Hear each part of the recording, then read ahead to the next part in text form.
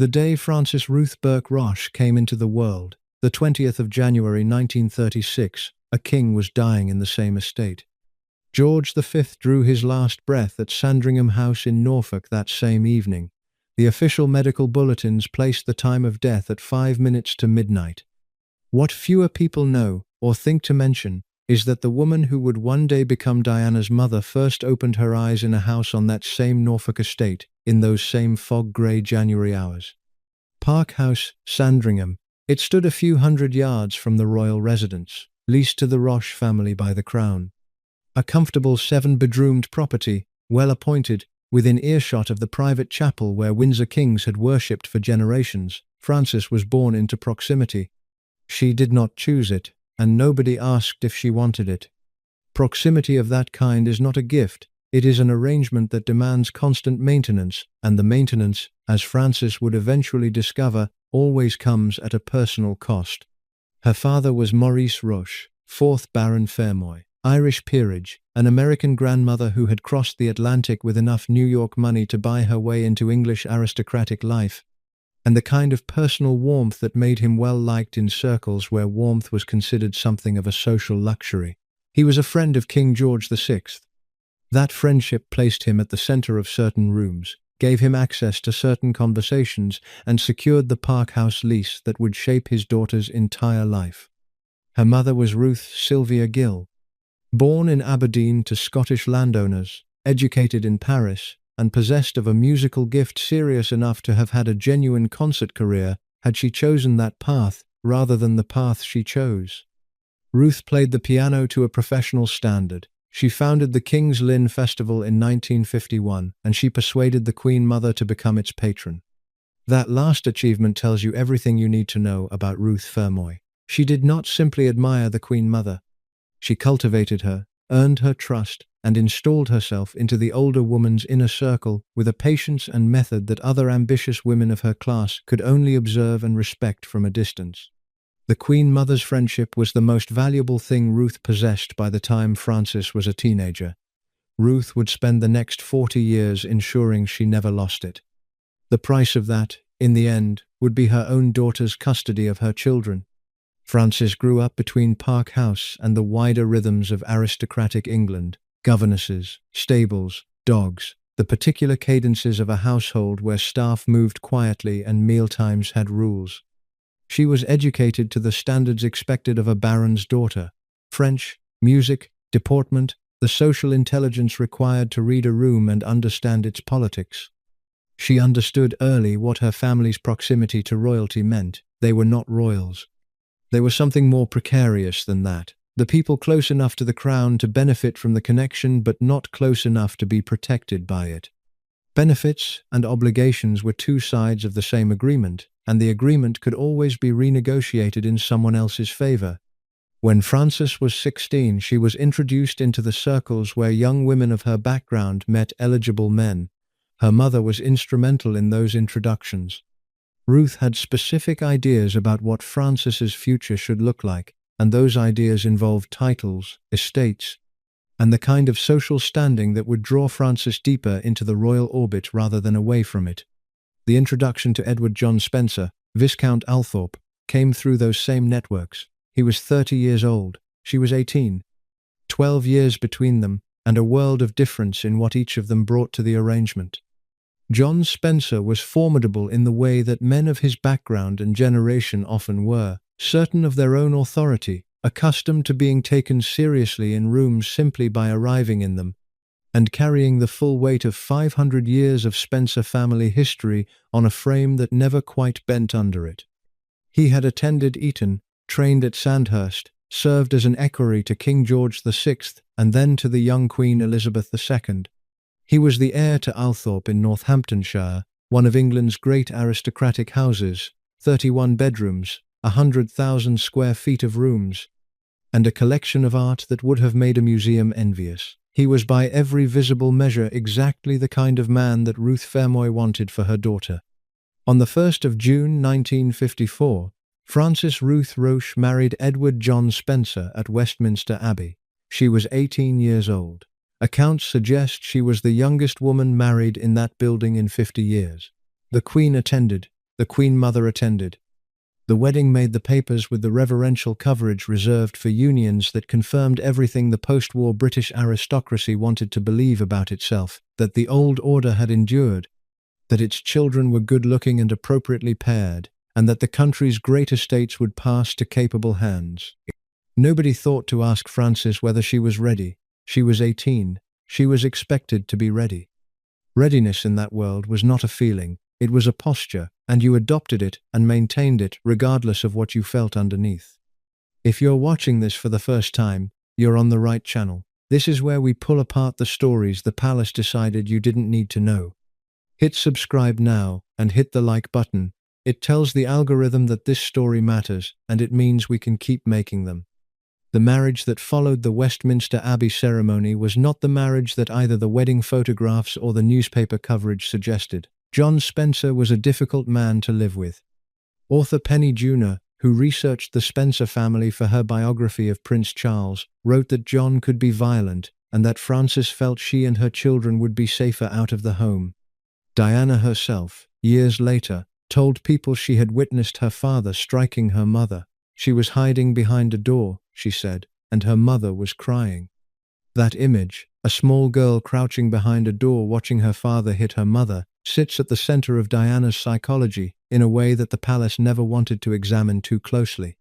Because examining it would have required admitting that Diana's emotional life had been formed by damage, and that the damage predated the royal marriage by a decade and a half. The early years of the Spencer marriage produced 5 children. Lady Sarah Spencer was born in 1955. Lady Jane Spencer arrived in 1957. Then came John Spencer, a son, born the 12th of January 1960, at Park House, Sandringham. He lived for 10 hours. The death of that baby has a particular quality in the story of Frances's marriage that goes beyond the ordinary grief of losing a child. Frances, by her own account in later years, was not permitted to see the baby before he was buried. The son she had carried for 9 months, the boy whose birth was greeted with such family relief that the pressure for a male heir might finally be released, was gone within 10 hours, and she never got to hold him in a way that counted as farewell. In some accounts, John Spencer was taken to see doctors to determine why Frances could not carry a male heir to term, a consultation that would have been medically absurd even in 1960, since it is the father who determines the sex of a child. Frances said she found the exercise deeply offensive. Diana Frances Spencer was born on the 1st of July 1961 at Park House, another daughter. The family's disappointment at her sex, a thing Diana later spoke about with a quiet, matter-of-fact precision that was more painful to hear than any outrage would have been, was an open wound in the household. The nursery that had been prepared for a boy was still a nursery. Diana arrived into a family that had wanted her to be someone else. She spent a great deal of her life trying to be worthy of a room that had been built for a different occupant. Charles Spencer was born in May 1964. The male heir at last. The family moved through this period at Park House with a surface of normality that anyone in the house could see through clearly, but which maintained its shape for the outside world because that is what families in their position did. You kept the surface intact. You showed what was expected. You did not discuss what happened when the guests went home. By 1966, Frances had been married for 12 years. She had produced 5 children, one of whom had died within hours of birth. She had left her own ambitions, whatever they might have been, at the door of Park House the day she moved in. She had managed a household, attended the correct events, maintained the correct friendships, and fulfilled the visible requirements of a viscountess in the mid-20th century. In return, she had received a husband who kept a private accounting of grievances and made her children aware of it. She met Peter Shand Kidd at a dinner party in 1967. He was the heir to a wallpaper manufacturing fortune with properties in Scotland and Australia, a divorced man with his own children, and something in his manner that Frances had not encountered in her marriage.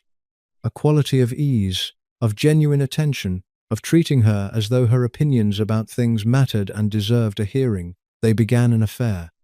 Frances left Park House in September 1967. She took Diana and Charles with her to a flat in London. Sarah and Jane, the older girls, were at boarding school. The younger ones came with their mother, and for a few months in late 1967, Frances kept her two youngest children in London while the separation between herself and John entered the phase where decisions about custody were still being negotiated between people who had not yet accepted the word divorce. Then Christmas, 1967 arrived. John Spencer, who still had Park House, invited Diana and Charles to spend the school holiday with him in Norfolk. Frances agreed. At the end of the holiday, when she expected her children to be returned, John Spencer refused. He kept them. He would not send them back to London. He announced to Frances, and then to the wider world through the machinery of his lawyers, that he considered himself the appropriate custodial parent for the children of this marriage, and that Frances, by virtue of having left and by virtue of what he was now prepared to allege about her conduct, was not. The divorce case of 1969 was fought in a court proceeding that produced one of the most extraordinary and quietly devastating moments in the whole Spencer family history. Frances had petitioned on grounds of cruelty. John counterpetitioned on grounds of adultery. The counterpetition cited the relationship with Peter Shand Kidd. In the normal run of divorce cases in that era, mothers retained custody of their children as a matter of near automatic legal expectation. Courts almost always awarded children to their mother, unless there was compelling evidence of a specific and serious unfitness. Frances was not accused of violence, addiction, or neglect in any clinical sense. She had left her husband for another man. In the eyes of the court, and more specifically in the eyes of the man who testified against her, this was sufficient. The man who testified against her was not her husband. It was her mother. Ruth Roche, Baroness Fermoy, lady-in-waiting to the Queen Mother, took the witness stand in the custody proceedings and testified against her own daughter. She told the court, in one of the accounts that emerged from that case, that Frances was an unsuitable mother. The woman who had shaped Frances's entire trajectory, who had installed her into the social world that had brought her into John Spencer's orbit, who had been present at Westminster Abbey when Frances was 19 years old and barely formed as a person, stood up in a legal proceeding and said Frances should not have her children. It worked. John Spencer was awarded custody. Frances lost Diana. Frances lost Charles. She stood on the wrong side of a courtroom with her own mother as the instrument of her defeat, gathered what remained of her dignity, and walked out of the building that had just taken away the two youngest children in her care. She married Peter Shand Kidd on the 2nd of May 1969, and they drove to Scotland. The island of Sile in Argyll and Bute sits off the western coast of Scotland, connected to the mainland by a humpbacked bridge over the Sound.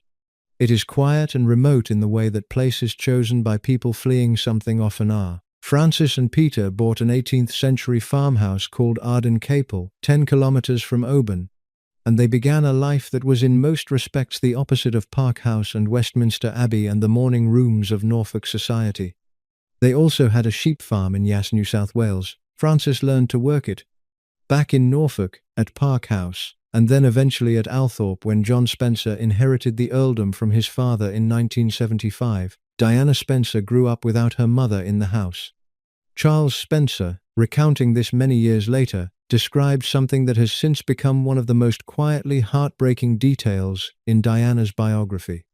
When Frances left, he said, she promised Diana she would come back to see her. Diana used to wait on the front step. Her mother never came. You can trace a straight line from that doorstep in Norfolk to every subsequent moment in Diana's adult life when she felt simultaneously the most publicly adored and the most privately abandoned person in any room. The two feelings lived in her together, and they had been installed in childhood by a departure she never fully processed. To understand Frances Shand Kidd properly, you have to understand the world she was born into, because that world explains why her life went the way it did, and why the palace was able to erase her so thoroughly from Diana's story without most people noticing for 20 years. The Burke Roche family had the kind of history that mattered enormously in mid-20th century England, and matters considerably less now, but which in 1936 determined almost everything about who you could be, who you could marry, and what your children were expected to become.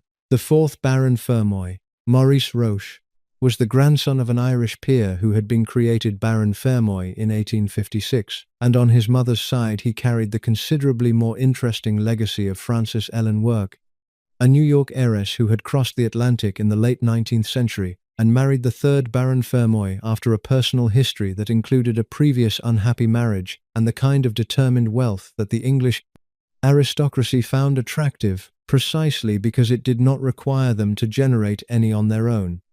This American great-grandmother of Diana's was a practical woman who made her feelings about Ireland clear. She did not like it, and she fought to ensure her children spent as little time there as possible.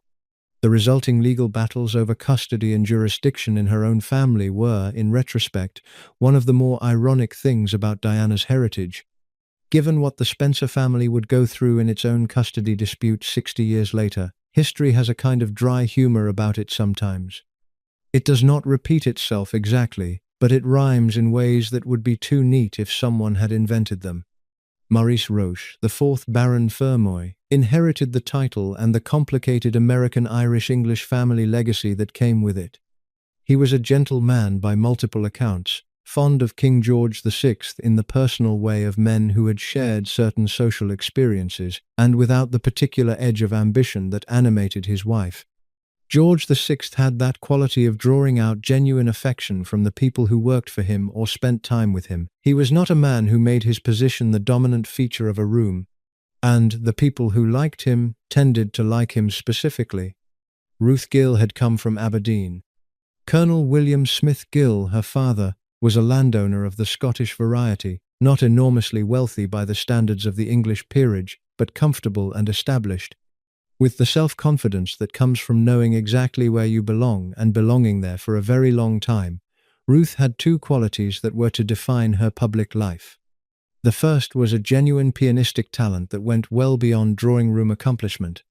She studied in Paris, she performed at a serious level, and she later played publicly with Joseph Cripps at the Royal Albert Hall and with Sir John Barbirolli and the Halle Orchestra at King's Lynn.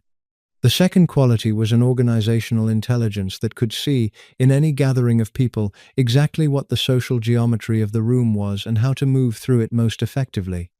These two things together, the musical gift and the social geometry, made Ruth Fermoy precisely the kind of person the Queen Mother responded to and valued. The Queen Mother loved music, loved charm, loved people who were simultaneously useful and elegant. Ruth was both.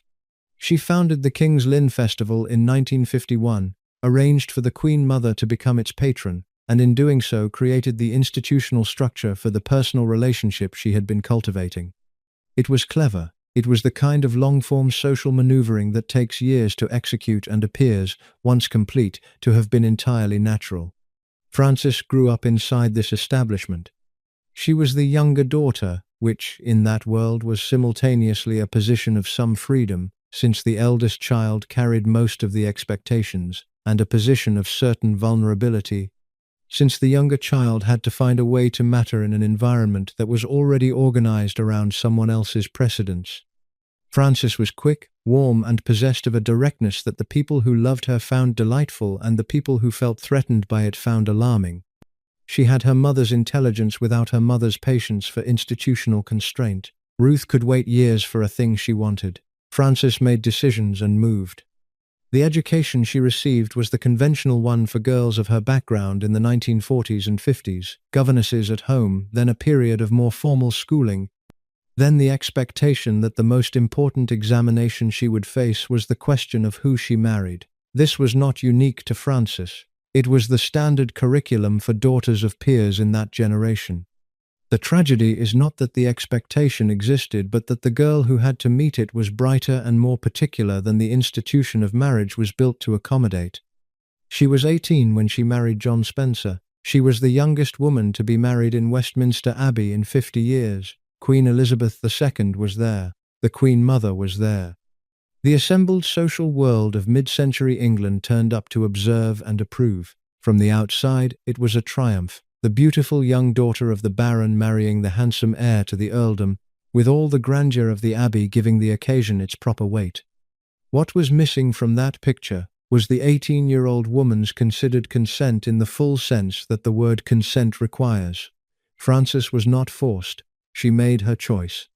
But she made it at 18 with the social apparatus of an entire world pressing gently and consistently in one direction. with a mother who had specific plans for her trajectory and a culture that offered her very few alternative directions in which to point. She chose as freely as a person in her position could choose, which is to say she chose within boundaries that were not of her making. John Spencer was 30 years old. He had spent his 20s in the military and in royal service, and he had the bearing of a man who had learned that authority came with his position and did not need to be earned through personal qualities. He was not cruel in the deliberate way of a man who plans cruelty. He was difficult in the way of a man who has never been asked to account for his temper, because the people around him were not in a position to demand that accounting. His position in the house was not a shared arrangement, it was a structure of his authority that Frances inhabited. The difference between those two things is not small. Author Penny Junor, who researched the Spencer family carefully and who spoke to people who knew the marriage from the inside, concluded that John could be violent, and that Frances's decision to leave was partly about ensuring the safety of her children as well as herself. Diana told people that she had seen her father strike her mother. The specificity of that memory, the detail about hiding behind the door, suggests it was not an isolated incident she happened to witness once, but something that had lodged in her because it was part of the texture of ordinary life in Park House. The first child, Sarah, was born in March 1955, a year after the wedding. Jane arrived in 1957. Then the difficult period began. Frances carried a pregnancy in 1959 and 1960 that ended in the birth of a son, John. On the 12th of January 1960, he died within 10 hours.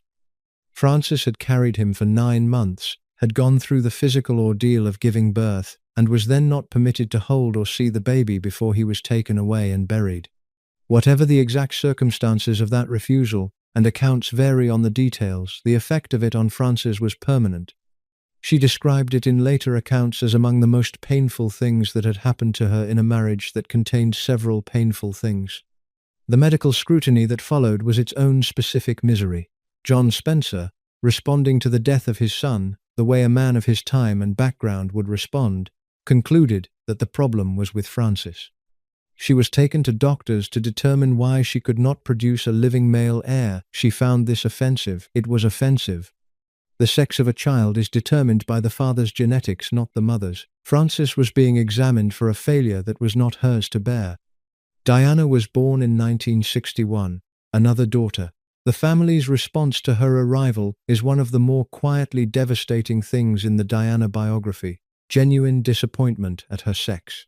Diana knew it. She spoke about it with the flat matter-of-factness of someone who has had years to incorporate a painful truth into their self-understanding.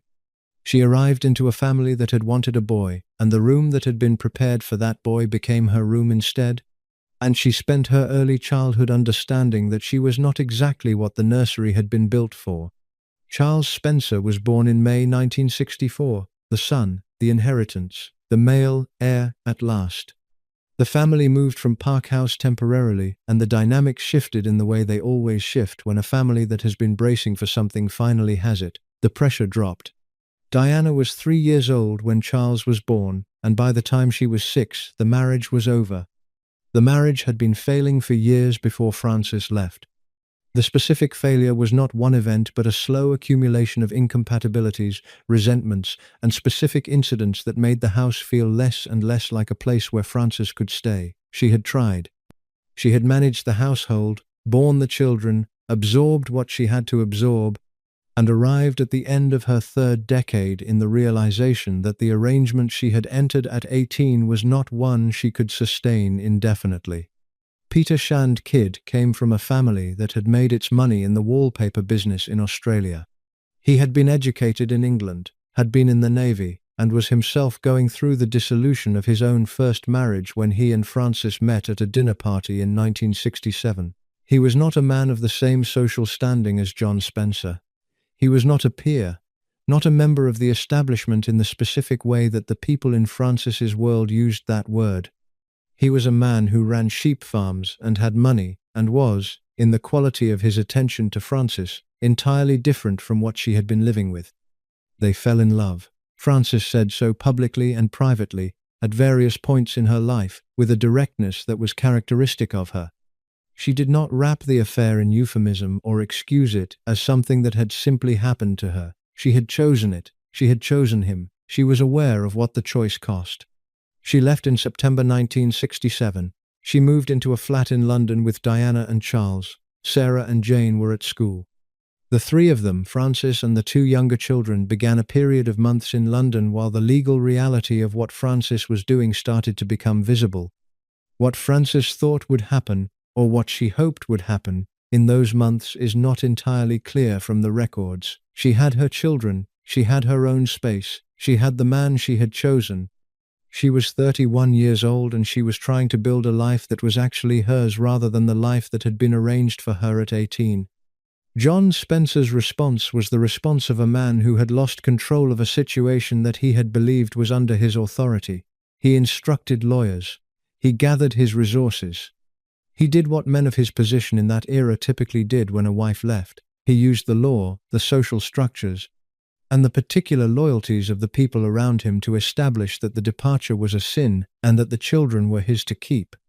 The Christmas holidays of 1967 were the tactical moment. Frances sent Diana and Charles to spend the holiday with their father at Park House, expecting them back at the end of it.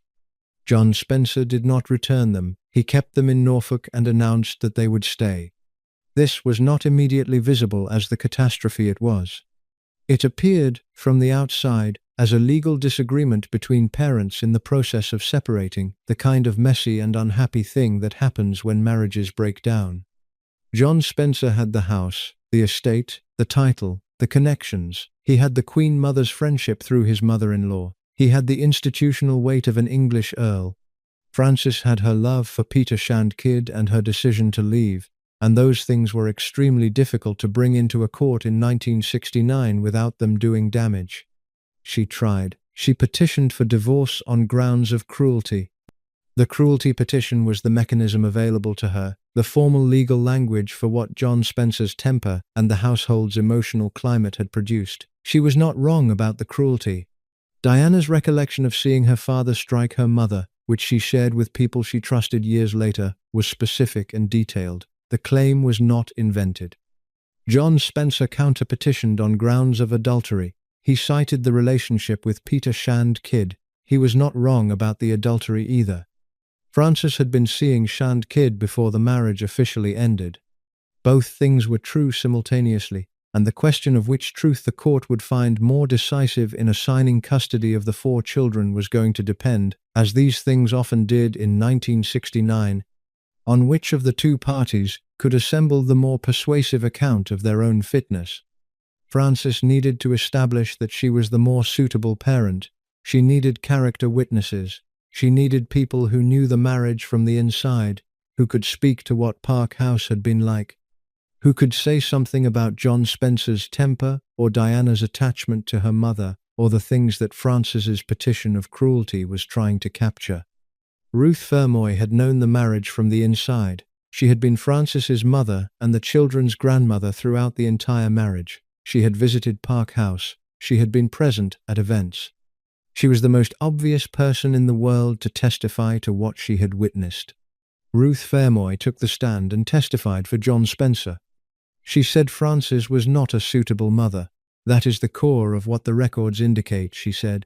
Accounts differ on the precise language and the exact claims made. What is not disputed is the basic fact. Ruth Fermoy stood in a courtroom and told the judge that her own daughter should not have custody of her children. The effect was immediate and decisive. John Spencer received custody of Diana and Charles. The girls, Sarah and Jane, who were older and already at school, were essentially in his custody by virtue of circumstance as well. Frances walked out of that court without her children. Why Ruth did what she did is a question that has no satisfying simple answer. The institutional explanation is the most plausible. Ruth was the Queen Mother's confidant and lady-in-waiting, and the Queen Mother was the personification of the English aristocratic tradition in its post-war form, which included the absolute primacy of the intact marriage, the absolute impropriety of the wife who left, and the absolute impermissibility of scandal attaching to the people close to the crown. Ruth's testimony against Frances was the testimony of a woman who had spent 30 years inside a specific set of values and was not able, in the moment when it mattered most, to put her daughter ahead of those values. There is another possible reading, slightly more generous to Ruth, but not essentially different in what it tells you about the institution. Ruth may have genuinely believed that John Spencer, with Parkhouse and Althorpe and the resources and the title, could give the children a more stable material and social foundation than Frances could provide from a London flat with a new partner and a life that was being rebuilt from nothing. The children's material stability was a legitimate consideration. The English legal system in 1969 was not indifferent to such calculations. If Ruth made the argument partly on those grounds, she was not entirely wrong about the material facts, even if she was wrong about almost everything else. Diana, as a child, worked to understand what had happened between her parents with the limited tools available to a 6-year-old and then a 7-year-old, and then progressively an older child who had absorbed the shape of the story even if the details were still being assembled. She loved her mother. She also felt, in a way that is difficult to articulate but unmistakable in the accounts she later gave of her childhood, that she had somehow been in the wrong place when the disaster happened. Children of divorce, particularly in the circumstances that Frances and John Spencer created, often carry this specific and unearned weight. The suspicion that they might have been the reason, or that loving both parents made them complicit in something they did not choose. Diana also came to understand what Ruth Fermoy had done. Andrew Morton's 1992 book, which was compiled from recordings Diana herself made, quoted Diana saying something about her grandmother that makes the betrayal explicit without requiring the word. In the Sutherland tapes, recorded later, Diana elaborated on Ruth's role with a clarity that suggests she had spent years thinking about exactly what the testimony in 1969 had meant and who it had served. Ruth Fermoy, according to Diana's account, eventually expressed some form of regret about what she had done. Late in her life, after the shape of the story had become visible in ways that her testimony had helped to produce, Ruth apparently said that she had made a mistake. Frances and Ruth reconciled to a degree before Ruth's death in 1993. The reconciliation was not complete. The thing that had been done in that courtroom was too large and too permanent to be undone by a late-life admission. Frances had her children taken from her. Diana waited on a doorstep. None of that stopped being true because Ruth later reconsidered. But to understand why the palace spent the following decades working to ensure the public never quite put that story together, you have to go back to a moment that happened before Frances left, and even before the marriage began. You have to understand what Ruth Fermoy's testimony actually meant, and who it served, and why the mechanics of that betrayal remained so important to the people at the top. Ruth Fermoy had been in the royal orbit since the 1950s. She was one of the Queen Mother's closest companions. She had organized cultural events for the Norfolk community and invited royal patronage. She had maneuvered herself, with considerable skill, into a position of genuine personal intimacy with the most beloved woman in the British monarchy. The Queen Mother was not simply a professional associate for Ruth. She was a friend, a real one, and Ruth knew, without needing to have it explained, what a formal friendship with the Queen Mother required of the people who held it. It required propriety. It required the maintenance of surfaces. It required that the people close to the Queen Mother did not generate scandal. Frances's divorce was a scandal. Frances's affair with a married man was a scandal. In 1969, divorce in the English aristocracy still carried a residue of shame that the post-war decades had not entirely erased. The aristocracy managed its private disasters by keeping them private. Frances had not kept it private. She had left. She had sued for divorce. She had made it a court case. Ruth's testimony against her daughter was, in the crudest reading, a piece of social self-preservation. She was protecting her standing with the Queen Mother by demonstrating, publicly and formally, that she sided with the wronged husband, with tradition, with the stability of marriage rather than with the scandalous runaway wife. That Frances was her daughter was a fact Ruth evidently concluded she could not allow to complicate the calculation. What nobody in 1969 could have known is that this calculation, Ruth's decision to betray Frances in order to protect her proximity to the crown would become the structural template for everything that happened to Diana 12 years later. The pattern was already established. When the choice is between protecting an individual woman and protecting access to royal favor, the institution wins. Ruth remained the Queen Mother's companion and confidant through the 1970s. She attended the royal family's functions. She occupied the reliable position of a trusted insider who could be depended upon to behave correctly. And when, in the late 1970s, the question of who Charles might marry began to circulate through certain drawing rooms, Ruth Fermoy was present in those conversations. She was, according to multiple accounts, part of the network that encouraged Diana as a candidate. Think about what that means. The woman who had testified against Frances in court, who had helped remove Frances's children from her care, then positioned herself as a helpful presence in the world that was about to take her granddaughter and make her into a princess.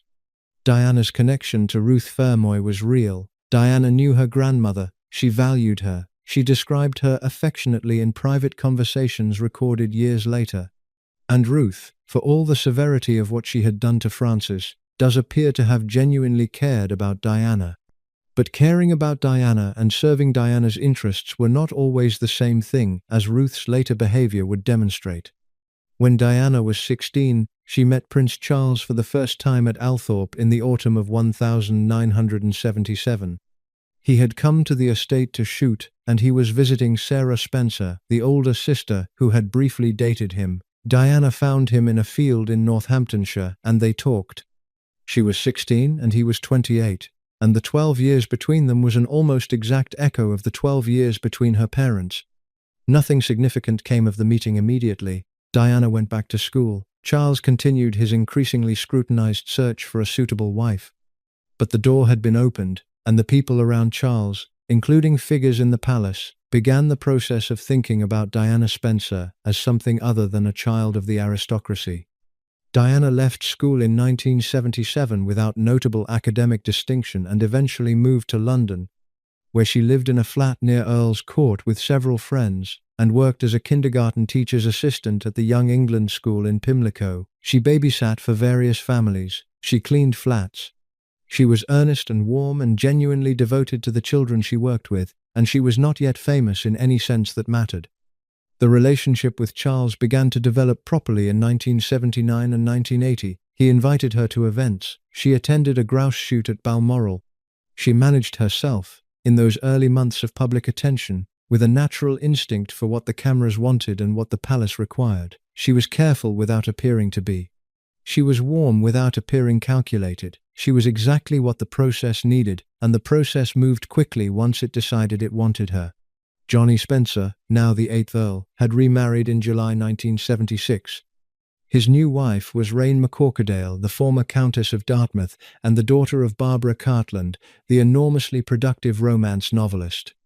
Rain was organized, determined, and completely indifferent to whether Diana and Charles Spencer liked her. They did not. Diana and her brother called her Acid Rain privately and with feeling.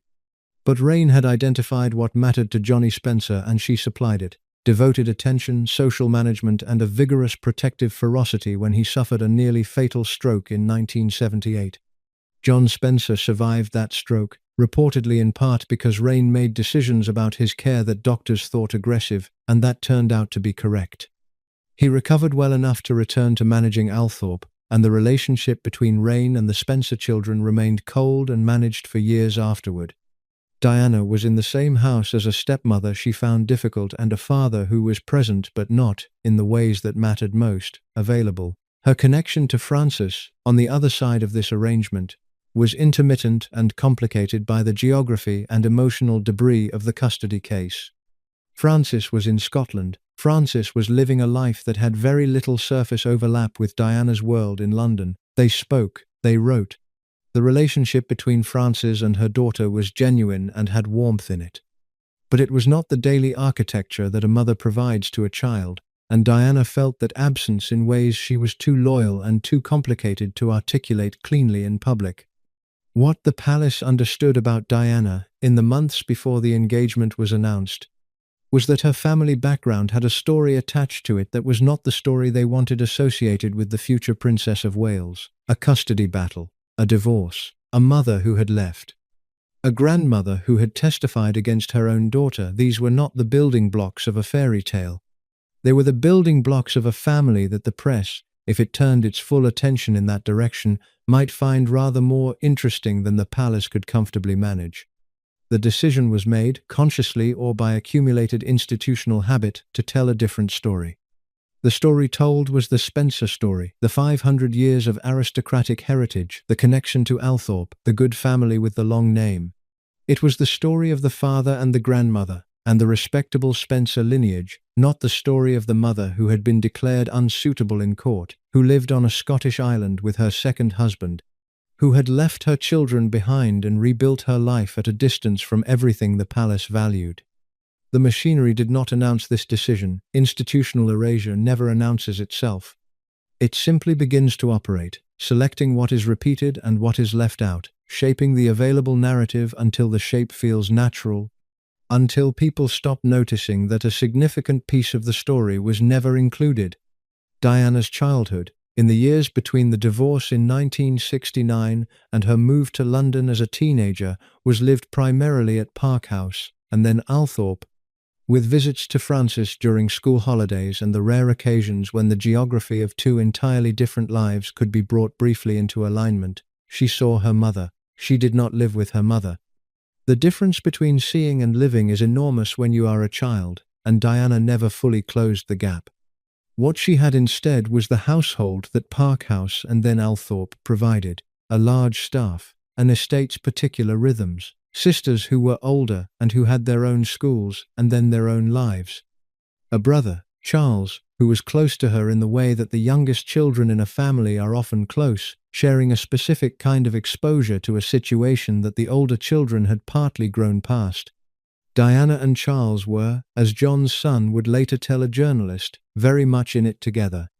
John Spencer, the 8th Earl, was not by many accounts a consistently warm or emotionally available parent. He provided. He was present in the physical sense of sharing the same address.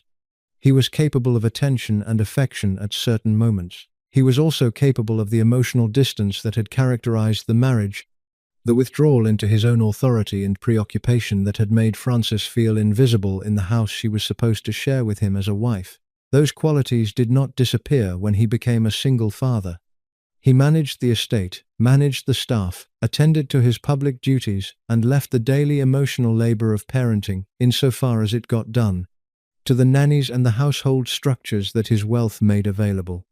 Diana went to school at Riddlesworth Hall and then Westheath, both boarding schools in the way that children of her class were expected to attend boarding schools. She was not an academic star.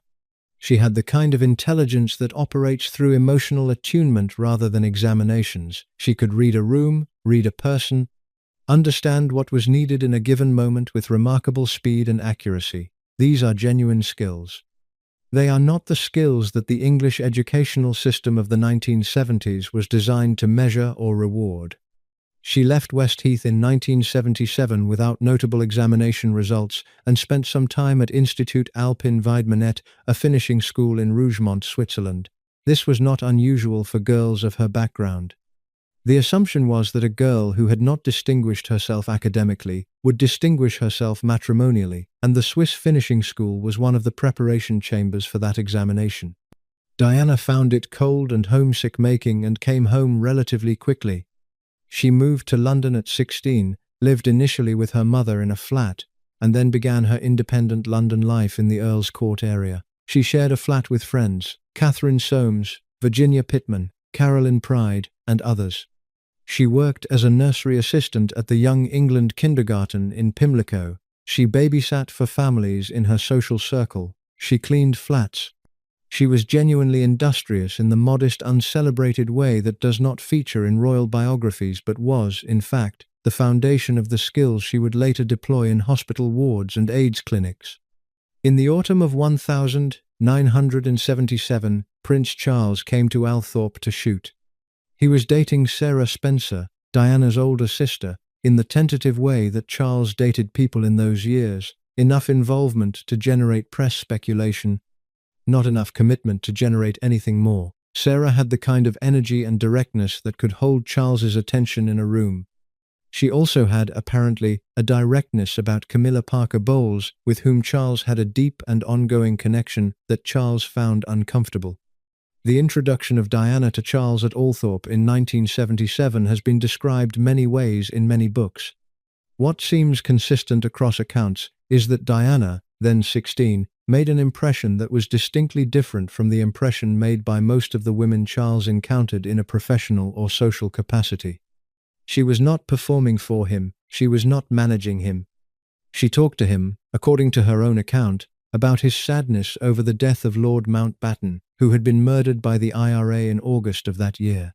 She was genuinely compassionate. She was also, in her directness and her lack of calculation in that conversation, the opposite of what Charles usually encountered in rooms where everyone was performing their correct response to his presence. Nothing happened immediately. Charles was pursuing other people. His relationship with Anna Wallace, whom he met in 1979 and who came close to being a serious candidate for something more, ended because she found his relationship with Camilla intolerable. The accounts of Anna Wallace walking out of a party after Charles had spent the evening paying attention to Camilla rather than to her are one of the more revealing pieces of evidence about Charles's actual priorities in those years, and what anyone who loved him was going to have to accept as part of the arrangement. Diana did not know the full scope of those priorities when Charles's attention turned seriously to her in 1979 and 1980. She was attracted to him. She liked him. She had the particular kind of romantic feeling that, at 18, can organize itself around a person without yet having the knowledge to ask the necessary questions about what a life with that person would actually cost. She was in love with the idea of Charles, which is not the same as knowing Charles, and the people around her who might have told her the difference were not in a position to speak plainly. The palace's interest in Diana as a potential bride was not only about who Diana was, it was partly about who Diana was not. She was English, she was from a good family. She was demonstrably not close to Charles in the specific way that Camilla Parker Bowles was close to Charles, which meant that the palace could position the relationship as properly new and appropriately royal. She was young enough that the press had not yet assembled a full accounting of her private life. She was, in the language the palace would not have used aloud but certainly employed in its thinking, manageable. The background checks were thorough. The palace investigated Diana's family history, her own private life, the question of whether there were any photographs or relationships that might create problems later. There were not. Diana had been careful with her private life in ways she was not always given credit for, partly out of personal temperance and partly because, as she later said, she always had a sense that things were leading somewhere that required that care. What the background checks could not examine and could not control was Frances. Frances was part of the picture whether the palace acknowledged her or not. The story of the divorce, the custody case, Ruth Fermoy's testimony, the years Diana had spent without her mother, all of this was potentially available to any journalist who cared to look into the family background of the woman who was about to become the most scrutinized bride in the world. The decision about how to manage that story was not made in one meeting or announced in one memo. It was made through the accumulated pressure of a very specific institutional culture that had been managing narratives about the royal family for generations. The culture's primary tool was not censorship, exactly. It was selection. You chose what to emphasize, you made that thing the story, and you created the conditions under which the other things were not asked about. You gave the press the Spencer pedigree, the portraits at Althorpe, the 500 years, the service to the crown, the equerry role that John Spencer had performed for two monarchs. You gave them the Queen and Queen Mother attending the 1954 wedding. You gave them the respectable aristocratic English girl. You gave them nothing about the courtroom in 1969, or the doorstep in Norfolk, or the woman on the island in Scotland who had her children taken away by a judge whose opinion her own mother had come to influence. On the 24th of February 1981, Buckingham Palace announced the engagement of Lady Diana Spencer to Charles, Prince of Wales. Diana was 19 years old. Charles was 32. The press descended with the kind of collective enthusiasm that makes individual judgment nearly impossible. Every photographer in Britain seemed to want the same image on the same day. And the image they got, Diana in the light blue suit outside Buckingham Palace with the sapphire ring on her finger, was the image that announced to the watching world that a story had begun. Frances Shand Kidd was not the first person called with the news. By most accounts, she was not called beforehand at all. She read about her daughter's engagement in the way ordinary people did, through the coverage, through the announcement, through the morning papers arriving with the whole apparatus of royal celebration already deployed around an event that had concluded before she knew it had started. There is something precise and cold about that detail that goes beyond mere administrative oversight. Diana was 19. She was still legally a child under the terms of the period for certain decisions. Frances was her mother. The palace had the means to make a telephone call. That call was not made. What had happened in the intervening months, as Charles's interest in Diana moved from tentative to serious to formal, was that the palace's management of Diana had already begun to operate in a way that made Frances peripheral by design. The engagement process, the conversations about suitability, the consultations with senior figures who had opinions about Charles's choice, these conversations did not include Frances. They included Ruth Fermoy. They included John Spencer. They did not include the woman who had lost custody of her children in a divorce court because her own mother had stood up and called her unsuitable. The engagement was announced on a Tuesday. The wedding was set for the 29th of July 1981.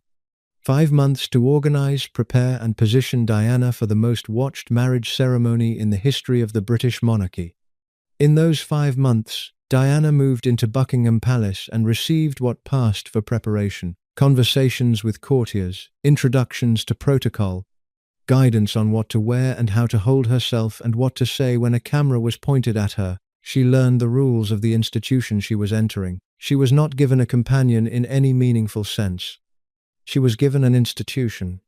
Frances was not part of the preparation, not formally, not in any capacity that the palace acknowledged or that left a record in the official accounts of the engagement period. She was a peripheral figure, someone to be managed at a careful distance, present enough at the edges to prevent the story of Diana being motherless from gaining traction, absent enough from the center to prevent the story of Diana's mother from gaining traction either. Diana, according to Andrew Morton's account compiled in 1991 and published in 1992, was desperately lonely during those 5 months at Buckingham Palace. She was nervous, she was eating badly, she was showing the first signs of the bulimia that would become a recurring feature of her royal years. She called friends, she cried. She was struggling in a way that a young woman of 19 who has moved into a palace and is planning the biggest event of her life might very naturally struggle, and the palace's response was largely to maintain the schedule. Frances could not be there in the way that mattered. She had no institutional standing, no official role, no position in the machinery of engagement preparation that would have given her the access to be genuinely present for her daughter. The palace had not awarded her such a role. Nobody seems to have suggested she be given one. The wedding was on a Wednesday morning in late July, and the crowds that lined the route from Buckingham Palace to St. Paul's Cathedral were extraordinary. An estimated 600,000 people stood along the procession route. 750 million people watched on television globally, a figure that placed the ceremony alongside the moon landing in the short history of events witnessed live by a significant fraction of the human population. Diana arrived at St. Paul's in the glass coach, her dress billowing around her in the particular chaotic way that would later be described with the gentle affection reserved for beautiful mistakes. The train was 25 feet long. The photographers captured her as she stepped out, and the image was immediately the image of a woman entering the largest symbolic moment of her life. Inside the cathedral, 2,000 guests took their seats according to a seating plan that had been managed, like every other aspect of the ceremony, with the precision of an institution that understood very well how physical placement communicates social meaning. Frances Shand Kidd sat in the second row. Not the front row, the second. John Spencer, Diana's father, was the one who accompanied his daughter down the aisle. He walked her in on that morning, still partially frail from the stroke of 1978, and Diana supported him slightly as they moved, which was one of the more quietly moving things that happened that day. But Frances, who had carried Diana, who had given birth to her in that Park House bedroom, who had kept her and fed her and formed her through her first 6 years. Frances sat one row back from the front and understood what the choreography was saying. Ruth Fermoy, by contrast, occupied the positioning that came with her decades of service to the Queen Mother. She was the insider. She had the standing. She had spent 30 years earning the right to the front row by being the right kind of person, and Frances, by leaving John Spencer and losing her children and marrying a wallpaper heir and moving to Scotland, had spent 15 years becoming the wrong kind of person. During the ceremony, Diana stumbled slightly over Charles's names in her vows, saying Philip Charles Arthur George instead of Charles Philip Arthur George. It produced a ripple of affectionate laughter, and then attention moved on. What nobody noted was the woman in the second row sitting through the vows, knowing that her daughter had never had the opportunity to simply be a daughter in the years that mattered most. The reception afterward was at Buckingham Palace. Frances attended in the capacity that had been arranged for her, which was to say she was there and she was visible, and she was, by every externally observable measure, perfectly composed. She always had been composed. That was one of the things the custody case had established. Frances was the kind of woman who could hold herself together in public, even when the situation specifically required her not to. The honeymoon began and Diana went to Balmoral. The telephone calls between Diana and Frances in the weeks and months that followed have been described in various accounts as occasional and emotionally careful. Frances supported her daughter. She listened. But Frances was now the mother of a princess, which meant she was also a potential story, and the palace understood that managing Frances's public profile was part of managing Diana's public profile. Frances stayed quiet. She managed her own life in Scotland with the dignity that circumstance required. She did not give interviews about her famous daughter. She did not appear on chat shows. She did not write a book or cultivate a public persona or in any way attempt to extract commercial or social value from Diana's ascension. She was, in those early years of Diana's marriage, the opposite of what the newspapers wanted her to be: ordinary, private, and unglamorous in the particular unglamorous way of a woman who had chosen a sheep farm over a palace. The palace, for its part, rewarded this with continued distance. There was no official role for Frances in Diana's household, no lady-in-waiting designation, no advisory position. No recognized connection between the Princess of Wales and the mother who had produced her that the institution formally acknowledged or respected. Frances existed in the story of Diana the way that a structural element exists in a building, present underneath the visible surface, doing work that the visible structure depended on, but invisible to anyone looking at the finished facade. The engagement period, those 5 months between February 24 and July 29 of 1981, are documented in enough detail that the shape of what Diana was experiencing is visible. She moved into Buckingham Palace. She was 20 years old, and she was living in an institution that had been organized around the same principles for a century, and that was not well equipped to be the home of a very young woman who had already accumulated more than her share of emotional damage. The household at Buckingham Palace operated according to protocols that had been established over generations: meals at certain times, staff with designated functions. The perpetual visibility of an existence that is lived largely in public rooms. Diana found it isolating. She had expected that engagement to Charles would bring her closer to him, would give her access to his daily life and his attention. What it gave her instead was proximity to the institution he represented, which is a different thing, and in some respects the opposite thing. Charles was in his early 30s, established in his own household, his own rhythms, his own set of friends and interests that predated Diana and did not automatically expand to accommodate her.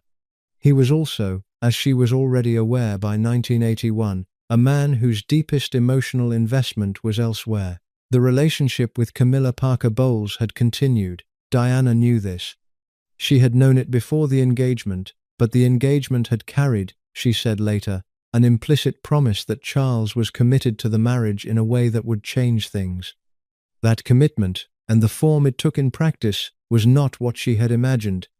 The loneliness she described in those months was not the loneliness of solitude. It was the more particular loneliness of being in a building full of people, engaged to be married to the Prince of Wales, and having nobody who was actually on her side in the full sense of that phrase.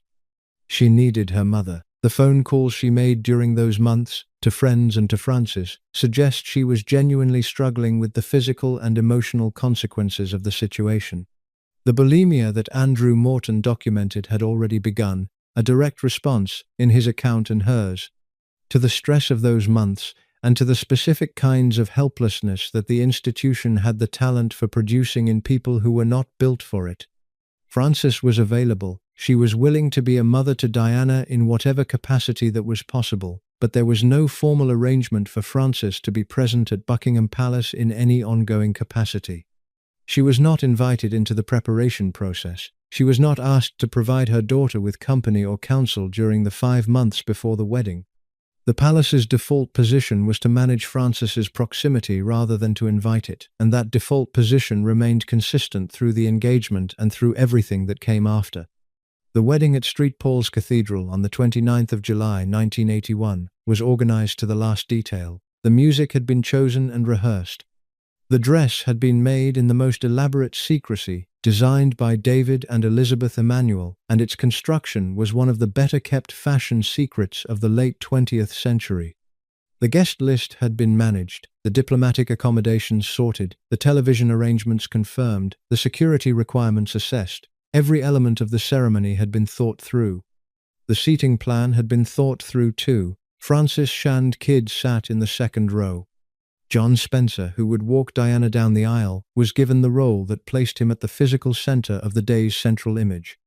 Frances was given a seat that acknowledged she existed without giving her the position that a mother might reasonably expect at the most important event in her daughter's life. Nobody at the palace made this decision maliciously. That is perhaps the most important thing to say about the way these kinds of institutional judgments work. The individual people making them are not usually bad people, consciously choosing to harm a specific woman. They are people working within a system that has its own settled understanding of who counts and how much, and they apply that understanding without examining it because the system has been applying it successfully for a very long time and they have no particular reason to start. Ruth Fermoy sat in a position that reflected her decades of service to the crown. She was the family member who had stayed aligned. John Spencer was in the central role because he was the father and because the palace's preferred narrative of Diana's family background centered on the Althorp estate and the Spencer heritage rather than on the Roche Fermoy side of her history. Frances was in the second row because she was, in the palace's assessment of the situation, the person who had made the mess, who had left a marriage, lost her children in a custody case, and associated herself with a man who made wallpaper. Diana married Charles, she said her vows. She stumbled over his names, which produced the warmth of relieved laughter from the congregation and the television audience, because it made her momentarily human in a ceremony designed to make everyone into symbols. Outside, the crowds were extraordinary. There were estimates of 600,000 people on the route. The police had been preparing for weeks. London had the quality it sometimes gets on occasions of genuine mass feeling, a shared presence in a specific moment, a collective willingness to be moved by something that has been organized for the purpose of moving people. Frances watched. She watched in person, and she watched in the sense that every parent watches a child move into a life that the parent can no longer navigate on the child's behalf. Diana was entering a world that Frances knew something about, from the outside, and that the institution had ensured Frances could not prepare her daughter for from the inside. Frances had not been part of the preparation. She was not part of the household. She was not given a role. She was given a seat. She did what parents do in those moments. She kept her composure, and she kept her feelings to herself, and she went home afterward, and began the next chapter of being Diana's mother from a distance that the institution had determined was appropriate. The Spencer family history at Althorp is the version of Diana's background that the palace was always happy to promote, and it is worth understanding what Althorp actually was, because the distance between what Althorp represented and what Diana's actual childhood contained is one of the central facts of the story. Althorp is in Northamptonshire, a county that contains enough England to make any other version of the country feel like an afterthought. The house itself has origins in the early 16th century and has been rebuilt and expanded through several generations of Spencer ownership into the large and impressive Georgian structure that visitors now see. It holds one of the most significant private art collections in Britain, or it did before the sales of the 1980s reduced it. It has land, history, and the quality of permanence that only very old places with very continuous ownership can generate. The Spencers themselves are an old family. The connection to Charles I that Diana's biographers occasionally cite is real. The family's association with the crown extends across 5 centuries and includes periods of court influence, periods of political power, and the steady accumulation of wealth and property that characterized the most successful English aristocratic families through the Tudor and Stuart and Georgian periods. This is not invented heritage. This is genuine family history. John Spencer, the 7th Earl, who was Diana's paternal grandfather, was a real presence in national life. He had been parliamentary private secretary to various important figures and had served in public capacities that gave him standing beyond the purely social. His wife, Lady Cynthia Hamilton, was a woman from a similarly distinguished background. Her father was the 3rd Duke of Abercorn. The family Diana was born into on the Spencer side was, in every genealogical and social sense, exactly what it claimed to be. The difficulty was that heritage and daily life are very different things. Althorp's history did not prevent John Spencer, the 8th Earl, from being a difficult husband. The 5 centuries of aristocratic continuity did not make Park House a house where Frances could stay. The family's royal connections, the equerry role, the Queen Mother's friendship with Ruth Fermoy, did not prevent a 6-year-old girl from waiting on a doorstep for a mother who had promised to return and then did not. The gap between what Althorp stood for historically and what the Spencer family contained in the 1960s and 70s is the gap between the story the palace wanted to tell and the story that Diana was actually living. By emphasizing the former so thoroughly and consistently, the palace ensured that the latter could not be properly understood by the public that was being invited to fall in love with Diana. The 7-year-old Diana, who moved from Park House to Althorp in 1975, when John Spencer became the 8th Earl and the family relocated to the Northamptonshire estate, was a girl who had been growing up in the large, comfortable house on the Sandringham estate that her family had leased from the Crown. She had her dogs and her younger brother Charles and the rural Norfolk landscape and occasional visits to her mother in Scotland or wherever Frances was at a given moment. She had a father who was doing his best in the way that fathers who are primarily adequate do their best.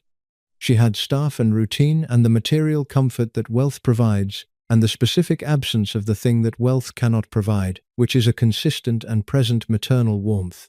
Althorp itself was overwhelming in the way that very large old houses are overwhelming to children who arrive in them for the first time with any consciousness. The paintings, the collection, the scale, the sheer accumulation of centuries made the house less a home and more an institution in miniature. Diana and Charles Spencer had the rooms that had been arranged for the children of the family, and they had the grounds and the land. But they also had the weight of the history and the obligations of the title in a way that Park House had not quite generated. Reign arrived in 1976. The Spencer children were well past the point of wanting a new adult in the household, and Reign's particular qualities, her certainty, her organizational authority, her complete indifference to the children's opinions about her presence, made the adjustment genuinely painful. Diana described Reign as someone who had captured her father and who was working to transform Althorp into something different from what the children felt it should be. The sales of art and objects from the Althorp collection that Reign organized were, in the Spencer children's experience, a series of losses, the departure of things that had been there their whole lives, things that represented the specific continuity of a place and a family, being sold off to pay the bills of an estate whose maintenance was genuinely expensive. The 9th Earl's later recovery of some of those pieces and his accounts of what the sales had meant suggest that the grief was real and lasting. What Diana's experience of Althorp in the years between 1975 and her engagement to Charles gave her was a different kind of education from the one she had received at Park House. She learned about the weight of inheritance, about the obligation to maintain things for the next generation, about the specific tension between the heritage that a place represents and the human beings who have to live inside it. She also learned, watching Rain manage John Spencer and manage the estate, something about the way that power operates inside a household, where one person has decided they are in charge and the other person has largely let them be. These were not abstract lessons. They were things she absorbed from the specific texture of her daily life, and they informed the woman she became in ways that nobody in the palace thought to assess when the background checks were done.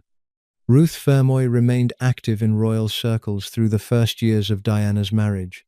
She was in her 70s now, but she maintained her connection to the Queen Mother with the reliability of a decades-long practice. She attended events. She occupied her position. She was, in every observable sense, the family member who had remained properly aligned with the institution.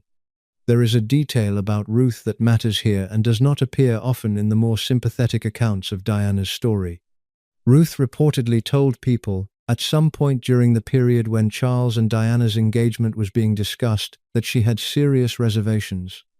She apparently warned Diana that the royal family's sense of humor and lifestyle were not compatible with who Diana was.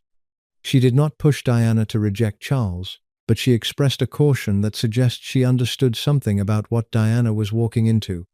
If that account is accurate, it adds a layer to Ruth's character that makes her harder to simply condemn. She was not a woman who wanted bad things for Diana. She was a woman who had learned to work within an institution, who had spent decades studying its requirements, and who saw clearly that the requirements would be hard on a person like her granddaughter. She may also have lived long enough to understand what her testimony in the 1969 custody case had cost Frances, and by extension what it had cost Diana, and she may have carried that understanding with a private weight she never disclosed. Ruth Fermoy died in 1993. She was 84 years old, and she died during a period when Diana's marriage was already in visible distress. She never had to watch the full consequences of the story she had helped to shape in 1969.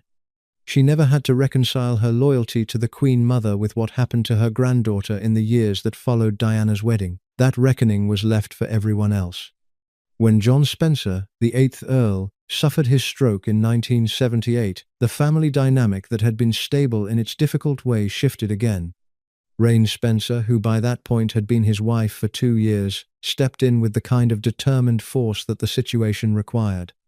She managed his medical care with such assertiveness that the attending physicians were reportedly alarmed by some of her decisions. Those decisions appear to have worked. John Spencer lived. He sold significant parts of the Althorpe collection to pay the estate's bills during this period.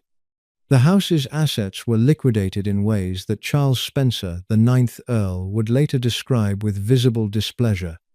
Rain's relationship with the Spencer children never warmed into anything approaching genuine family feeling. Diana endured it. She had learned to endure a great deal. Diana arrived in the royal family with an emotional history that the palace had no mechanism for addressing. She was not simply a young woman entering a difficult marriage.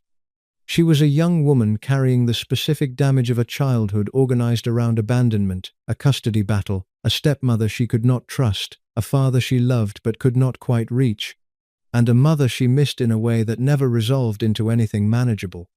The palace's response to Diana's emotional difficulties, as they became visible in the early and middle years of the 1980s, was largely institutional. Therapy was suggested at various points. Support was offered in forms that were more formal than personal. The institution was built to manage public duties and maintain surfaces. It was not built to understand what happens to a person when their mother is taken away by a court at age 6. Diana produced an heir, Prince William, on the 21st of June 1982. Prince Harry followed on the 15th of September 1984. The births were celebrated nationally and internationally with the genuine warmth that the public felt for Diana, which was by now enormous and continuously growing. Diana had a quality with the press and the public that Charles had never fully achieved. She appeared completely, undeniably real. She looked at people when she met them in ways that made them feel they had been actually seen. She had genuine compassion for the ill and the dying that expressed itself without calculation. She was also, in private, a woman whose marriage was in serious trouble by the mid-1980s. The relationship between Charles and Camilla Parker Bowles had not ended. Diana was aware of it. She had been aware of it before the wedding. She had seen the bracelet Charles had ordered for Camilla. She had attended a lunch where she felt excluded from their conversation.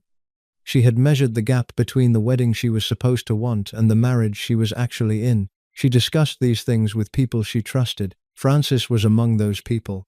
But Frances had her own complications. Her marriage to Peter Shandkid was deteriorating. They had spent years between Scotland and Australia, and the relationship had developed the strains that life in multiple geographies imposed on it. Frances and Peter separated in June 1988. The divorce was finalized in 1990. Peter Shandkid remarried in 1993. Frances was, in the late 1980s and early 90s, a woman moving toward a new phase of her life. She had grown more interested in her Catholic faith. The conversion, which she formalized in 1994, gave her a different kind of community: the charitable world, the pilgrimages, the ordinary practical work of helping people who needed help. People who encountered Frances in her Catholic charity work during this period remembered her as a woman who was direct, warm, and entirely unimpressed by hierarchy. She would talk to the poorest volunteer the same way she talked to the bishop. Her father's lesson, which she quoted in various forms late in her life, was that you treat everyone the same whether they come from a castle, a cottage, or a caravan. The drinking had been a problem during her marriage to Peter. Frances later acknowledged this, and the press recorded a 1,996 conviction for drunk driving in Scotland. The press, which had largely managed to maintain a respectful distance from Frances, out of a combination of genuine uncertainty about how to cover Diana's mother and a kind of wariness about the subjects she might raise if properly pressed, suddenly found a story that was easier to write: the wayward mother, the drunk driver, the woman in Scotland with the scandalous history, and the famous daughter. Diana had not been close to Frances in the way she had perhaps hoped for since childhood, but the distance between them in the years of Diana's marriage was managed rather than absolute. They spoke, they met. Diana leaned on her mother's counsel at certain points, and Frances gave it honestly. What changed everything was November 1995. The first years of Diana's marriage, from 1981 through roughly 1985, were the years when the gap between the public story and the private reality was at its widest. The public story was the fairy tale, the beautiful princess, the royal couple, the two sons who were produced in 1982 and 1984, the extraordinary popular connection Diana had developed with the people who lined up to see her wherever she appeared. The private story was something considerably darker. Diana was struggling with bulimia through the early years of the marriage. She was struggling with depression. She was in a marriage where her husband's deepest emotional connection was to another woman, a situation she understood clearly, and that nobody in the palace was prepared to acknowledge or address, because acknowledging it would have required acknowledging the Camilla situation. And the Camilla situation was precisely the kind of thing the palace's narrative management apparatus was built to prevent from becoming visible. The staff at Kensington Palace were loyal to the institution. They reported through the normal channels. They managed their roles. They were not, for the most part, the kind of people who were going to go to Diana and say, "We understand what is happening here, and we want to help you." The culture of service in the palace is a culture of protocol, and protocol is largely incompatible with the kind of direct human intervention that a 20-year-old woman in crisis actually needed. Diana called Frances. Not often, not in the ongoing daily way that a close relationship might produce, but she called, and Frances was there when she did. Frances knew something about the specific experience of being in a difficult marriage with a powerful man who had institutional and social resources that made the difficulty almost impossible to articulate to the outside world. She had been there. She understood it from the inside. She was not a perfect advisor, and she had her own complicated history with Diana, but she was one of the few people Diana could call who had some personal purchase on the experience she was trying to describe. What Frances could not provide was presence. She was in Scotland. She had her own life, her own complications, her own second marriage that was developing its own strains. She could listen at a distance, and she could care at a distance, and she could support at a distance, but she could not be the daily grounding presence that Diana needed. And the palace's management of Frances meant that she had no standing within the institution that would have given her regular access to her daughter's actual circumstances. The public presentation of Diana during these years was largely constructed by the palace's press operation in conjunction with the media's own appetite for the story it wanted to tell. The story it wanted to tell was the fairy tale. Diana was the princess. She wore beautiful clothes. She touched the sick and the poor with a naturalness that cameras caught with genuine feeling. She produced royal babies on the appropriate schedule. She smiled on the appropriate occasions. She was everything that the institution required its princess to be in the years when the monarchy needed. After the difficult decade of the 70s, a story that the public could embrace without complications. The complications existed. They were not absent. Diana's friends, the people who saw her outside the palace's choreography, were aware that she was not well. Her closest confidantes knew about the bulimia, about the depression, about the specific anguish of the Camilla situation. But the culture that surrounded the royal family in the early 1980s was not the culture of the 21st century, where a celebrity's difficulties are immediately visible and immediately publicized and immediately debated. It was a culture that maintained separations between what was known and what was reported, and in that culture the palace's control over what got reported was considerable. Frances was nowhere in the public story. She was mentioned in pieces that charted Diana's biography, noted as the mother who had left, briefly described and then left. The story the palace promoted was the Spencer story, the Althorpe story, the father and the title and the lineage. Frances appeared in the background of that story the way a structural detail appears in an architectural photograph, present if you look for it, easy to overlook if you are focused on the foreground. The relationship between Frances and Diana during those early royal years was also complicated by something that Frances herself did not initially understand. Diana had fans. She had devotees. She had a public that felt a very real connection to her as a person, a connection that operated at a scale Frances had no frame of reference for. When Diana appeared in public, thousands of people came. When Diana touched someone's hand, the person who had been touched sometimes wept. This was not celebrity in the ordinary sense. This was something closer to the way people in earlier centuries might have received a saint's relic, the absolute conviction that contact with this particular person had a quality that ordinary contact lacked. Frances knew her daughter as a person, not as a symbol. Frances had changed her nappies and put her to bed and held her hand on the school doorstep and received the phone calls from the teenager who was lonely and the young woman who was frightened. Frances's Diana was a different person from the world's Diana, and navigating the distance between those two Dianas was one of the ongoing difficulties of Frances's relationship with her famous daughter. The press's relationship with Frances was managed and mostly deferential through the 1980s. She did not give interviews. She did not appear at palace events in any formally recognized capacity. She did not insert herself into Diana's public life. The press therefore had very little to print about her, and what they did print was largely biographical, the notes about the divorce, the custody case, the departure for Scotland. The template had been established in 1969, the bolter, the woman who left, and it did not need much refreshing, it just needed to be available. What was not being printed, through all of those years, was anything that might have generated a more complicated and more honest understanding of Frances, and of what her absence from Diana's childhood had actually meant for the woman Diana was becoming. The custody case and the years of separation were relevant. They were part of the story of Diana's emotional life.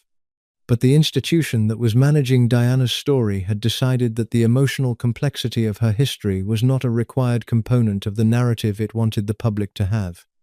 The mid-1980s brought an important shift in the Spencer family's dynamic that has received relatively little attention in the standard accounts of Diana's life, but which matters for understanding how Frances's position in the family changed in this period.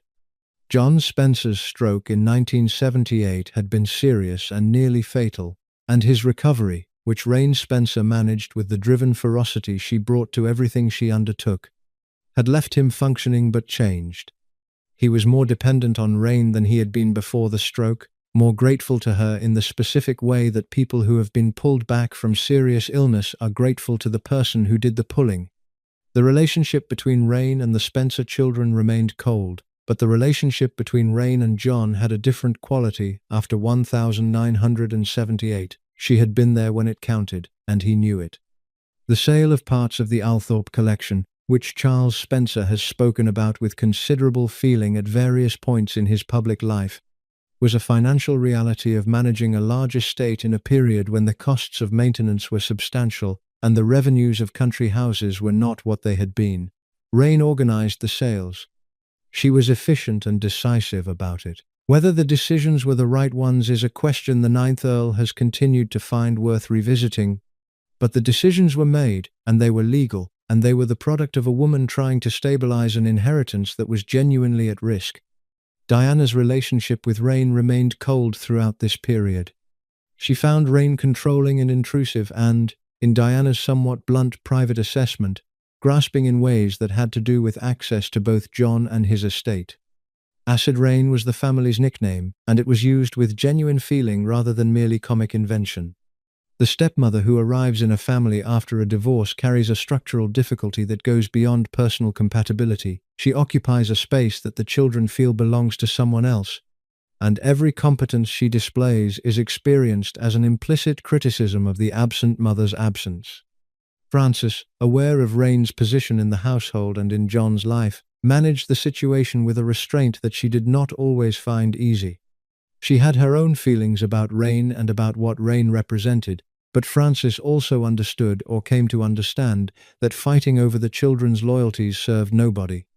Diana and Charles Spencer had their own relationship with their father and their own accommodation with Rain, and Frances's role was to be available when they needed her, not to manufacture a competition for their affection.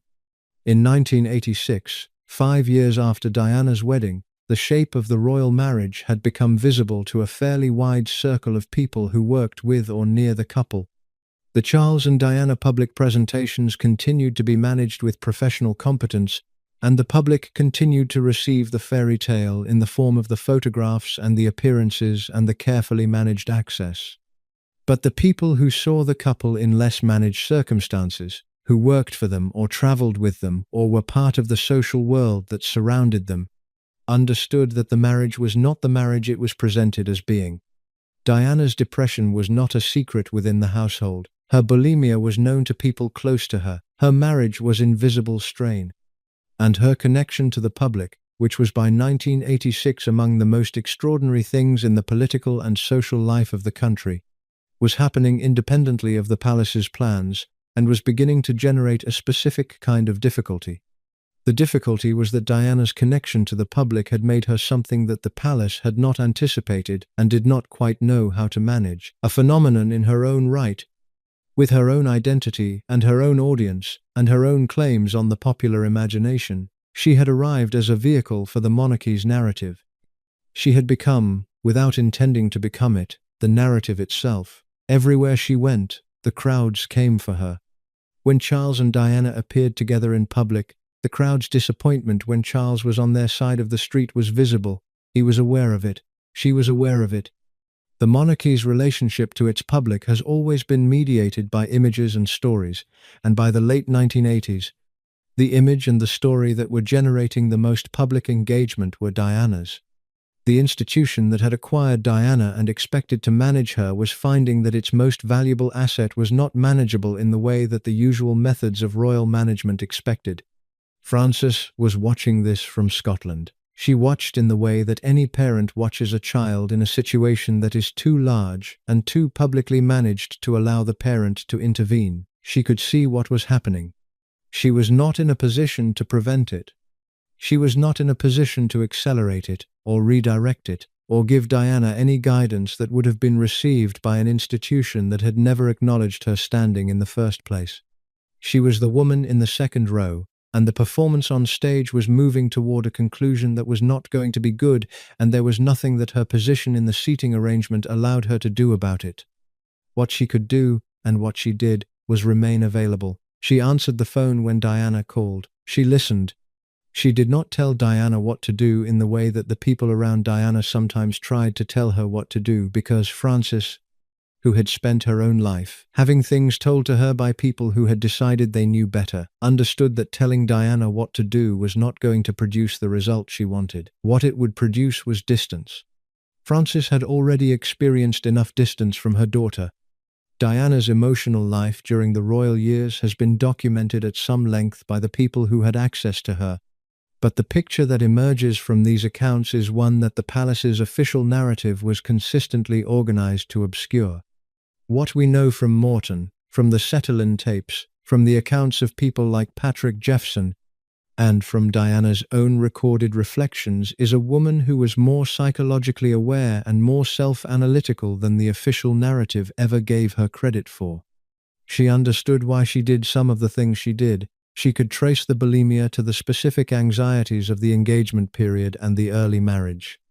She could articulate the connection between her childhood experience of abandonment and her adult hunger for public affirmation. She had, at various points in her life, engaged in therapy and in conversations with people she trusted about the roots of her difficulties. She was not simply a woman being undone by circumstances she could not understand. She was a woman working hard, sometimes unsuccessfully, to understand herself within circumstances that were genuinely unusual. Her conversations with Frances were part of this work. Frances, who had experienced something of the same institutional mechanism that Diana was inside, and who had formed her own understanding of what that mechanism required of the women within it, could speak to Diana from a position of genuine experience rather than institutional protocol. The conversations between them, in the years when they were in contact, were not the conversations of a woman giving advice from a position of superior knowledge and safety. They were the conversations of two women who had both been inside a system that was organized around other people's needs and had both had to find ways to manage that. Diana's connection to her mother was not the organized, reliable, daily maternal support that the word mother suggests. It was something more intermittent and more complicated, a relationship between two adults who shared blood and shared certain experiences of loss and who cared about each other in the way that people care about each other when the caring has been tested by distance and institutional pressure and time. It was not easy, it was real. The moments when Frances was most clearly present in Diana's royal life are the moments that tend to receive least attention in the standard accounts: the phone calls at difficult periods, the occasional visits, the conversations that Diana described to her friends as helpful or grounding. These were not formal occasions. They were human ones, and the human quality of them is precisely what the palace's version of Diana's story did not know how to accommodate. Frances's marriage to Peter Shand Kidd, deteriorating through the late 1980s, added another complication. Frances was managing her own domestic difficulties during the same years that Diana's marriage was coming apart. The two women were, in this period, both living inside marriages that were failing, both trying to make sense of what that meant for them as individuals, and both doing so in conditions that were not private in the way that ordinary people's difficulties can be private. Frances and Peter separated in 1988. Diana and Charles separated in 1992.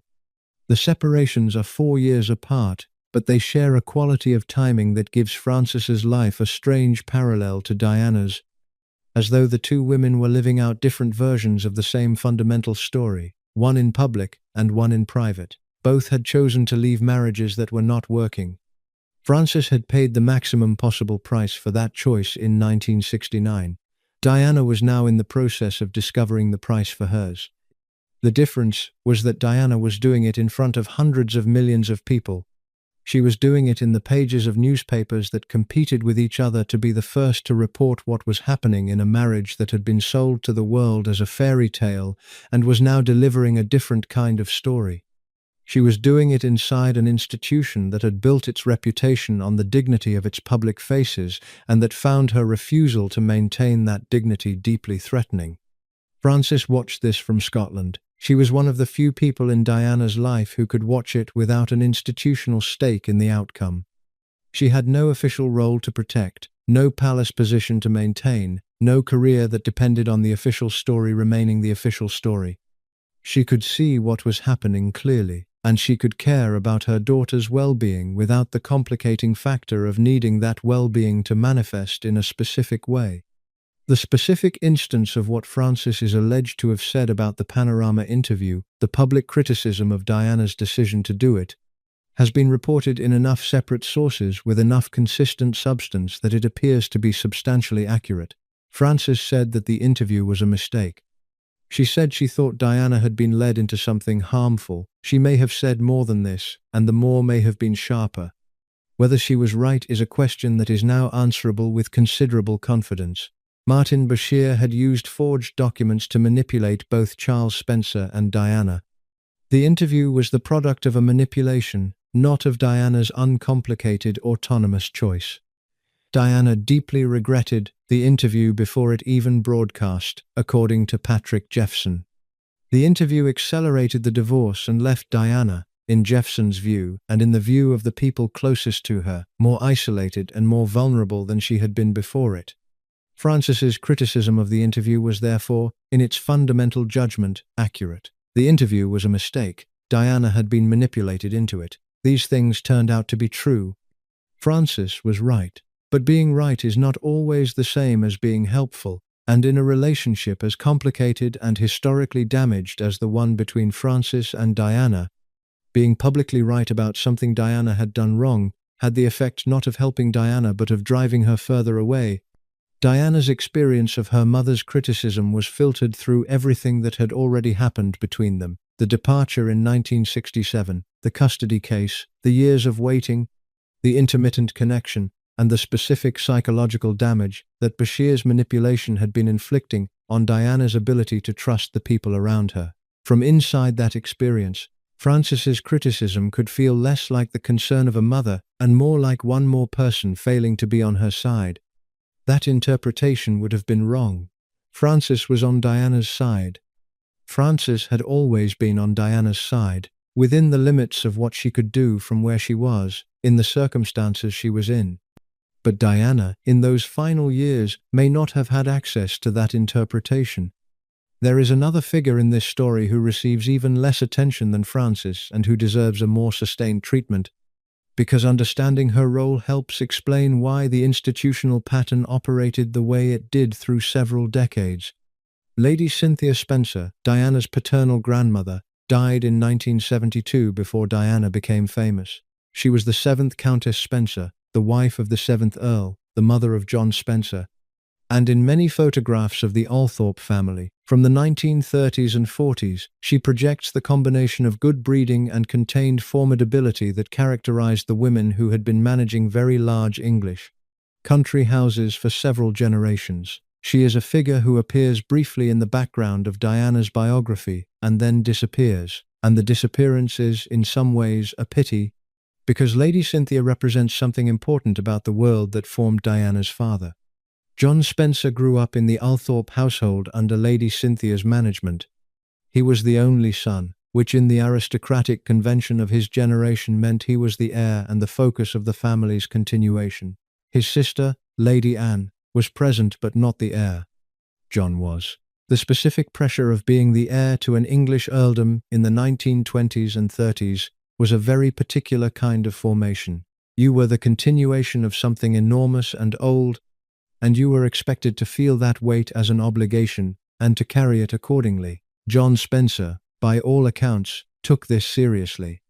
He was a serious man in the specific way of men who have been told from childhood that the seriousness of their responsibilities gives them the right to be serious in every other aspect of their lives as well. Lady Cynthia died the year after Diana's parents' divorce was finalized. She did not live to see her granddaughter become the most famous woman in the world. She did not see the wedding at St. Paul's, or the marriage's deterioration, or the panorama interview, or the death in Paris. She saw some of the early damage of the divorce, the grandchildren navigating their parents' separation, and then she was gone. In a different kind of story, Lady Cynthia might have been a figure of connection between the Spencer family's official identity and the more complicated reality of what was happening in the actual people who carried that identity. She had the standing, within the family's own hierarchy, to have demanded something different from the custody proceedings, to have pressed for a solution that was less brutal to Frances and less damaging to the children. Whether she could have changed what Ruth Fermoy did, or what the court decided, is not knowable. What is clear is that she was not a decisive voice in the direction that the family's response to the divorce took. The institutional habit of the English aristocracy in matters of family scandal was the same in the Spencer household as everywhere else. You protected the name, you maintained the surface, you ensured that whatever was broken stayed behind closed doors. Frances's departure, her affair, the divorce, these were the kinds of things that aristocratic families had been managing for centuries through the tools of discretion and legal process and strategic narrative. The tools were available, they were used. What the institutional habit could not do was register the human cost of what happened at the level at which it was actually occurring, in the child who waited for her mother, in the woman who walked out of a courtroom without her children, in the relationship between a mother and a daughter that was damaged in a specific and irreversible way before it had fully formed. These costs were not invisible, exactly. They were visible to the people who were paying them. But they were invisible to the institution, because the institution was organized around the continuation of certain public realities and the management of certain public narratives, not around the private well-being of the individuals who were funding those narratives with their lives. Diana spent the first 3 decades of her life finding ways to compensate for the specific damage the institution's management had installed in her. The compensation took many forms: the extraordinary public presence, the capacity for genuine compassion that came from having genuinely suffered, the hunger for love that the crowds provided in quantities no individual could match, the self-destructive responses to emotional pain that the body organized when the mind could not. All of these were responses to the same underlying condition: a woman who had been separated from her mother by institutional force at the age of 6 and who had never been given the resources to fully repair that separation. The palace, which had set the conditions for the separation and then managed Frances's access to Diana through the years that followed, never acknowledged this connection. It was not in the institution's interest to acknowledge it. Acknowledgement would have required accounting, and accounting would have required change, and change is precisely what institutional cultures are built to resist. Andrew Morton's biography of Diana, published in June 1992 under the title Diana, Her True Story, changed the public understanding of the royal marriage in a way that the palace had not been able to prevent and found difficult to manage. The book was a detailed and intimate account of Diana's life that included the bulimia, the self-harm, the experience of isolation inside the palace, the ongoing reality of Charles and Camilla's relationship, and the broader picture of a marriage that was nothing like the fairy tale the institution had been promoting for a decade. The book was remarkable for several reasons, but the most remarkable thing about it was not apparent to the public at the time. Diana had secretly recorded the conversations on which the book was based. She had, without telling the palace or her advisors or even Morton himself initially about the extent of her involvement, recorded detailed accounts of her life and experiences on tape cassettes and had those tapes smuggled to Morton through a friend. When the book was published and the palace moved to deny its accuracy and discredit its sources, Diana was the source. She had made the decision. She had authorized it in the most literal possible sense. The tapes were not publicly acknowledged at the time. Morton was discreet enough about his methods to allow the palace to make its denials without them being publicly disproven until later. But the content of the book, the specificity of it, the quality of detail that could only have come from direct conversation with Diana herself, was enough to make the denial difficult to maintain privately, even as it was maintained publicly. Frances features in the Morton account in the way that she features in Diana's overall story, as a presence and an absence simultaneously, a mother who was real and who mattered, but who was not there in the daily sense that the word there requires when you are talking about what a child needs from a parent. The custody case is in the book. The doorstep where Diana waited is in the book. Charles Spencer's account of that detail, the waiting and the not coming, is in the book. The Morton revelations came in the same year that the royal marriage reached its formal end. Charles and Diana announced their separation on the 9th of December 1992. The announcement was made by the Prime Minister, John Major, in the House of Commons, which gives you some indication of how thoroughly the personal had become institutional in this particular marriage. The separation was the property of Parliament. The years between the separation announcement and the Panorama interview of 1995 were the years when Diana was, in important ways, most herself. She was freed from some of the formal constraints that the marriage had imposed. She was still Princess of Wales, and she still lived in Kensington Palace, but she was operating with a degree of autonomy she had not had since before the engagement. She pursued the charitable work that she had always found genuinely meaningful. She had close friends. She was, for the first time in her adult life, navigating by her own compass rather than by the institution's requirements. Frances was in this period a woman managing her own substantial complications. She and Peter Kidd had separated in 1988 and divorced in 1990. She was living in Scotland with the particular solitude of a woman whose second marriage had ended and whose most famous relationship, the one the world was interested in, was with a daughter she did not live near and could not protect. She converted to Catholicism formally in 1994, a decision she had been moving toward for some years. The conversion was not a publicity exercise. Frances did not do things for publicity. She had spent too many years managing the press's interest in her scandalous history to have any remaining taste for coverage. She converted because her faith had become the most important organizing principle of her life, and Catholicism was the form it wanted to take. She began working with Catholic charitable organizations, including the Handicapped Children's Pilgrimage Trust, which brought volunteers to Lourdes to assist sick and disabled children. She worked there in the way she worked everywhere, directly, practically, without the affectations of someone who wants the credit for charity work rather than the charity itself. The drunk driving conviction in 1996 was a genuine event in Frances's life, not simply a tabloid story. She had been driving under the influence in Scotland and had been convicted and banned from driving. The press reported this with the reliable satisfaction of a story that confirmed the template. The bolter, the difficult woman, the problematic background, the drunk driving conviction fit neatly into the file the tabloids had been building since 1969 and required no revision of the established narrative.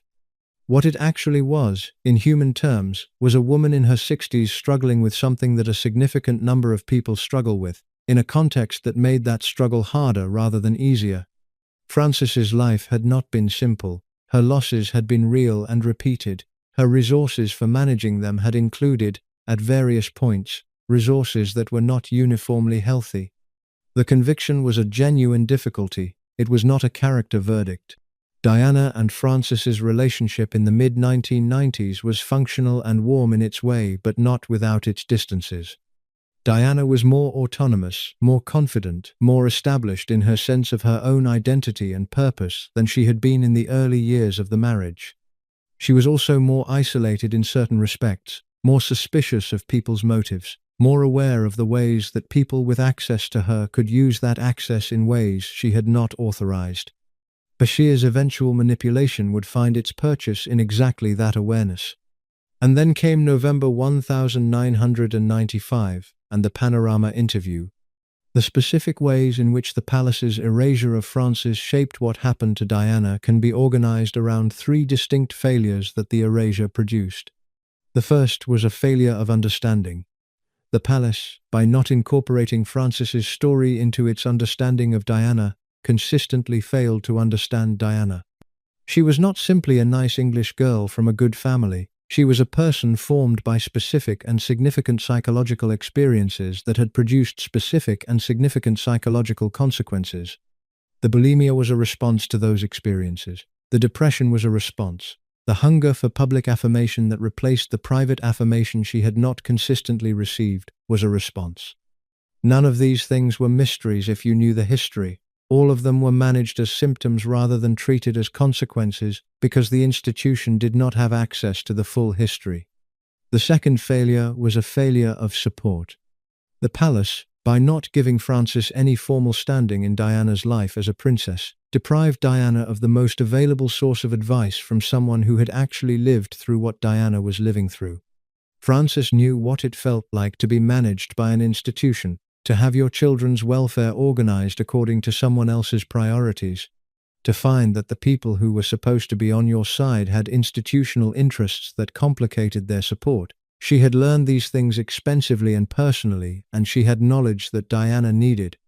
The palace's consistent exclusion of Frances from Diana's institutional life meant that knowledge was always reaching Diana through informal and intermittent channels rather than through the kind of regular and recognized presence that would have given Frances genuine influence. The third failure was a failure of protection.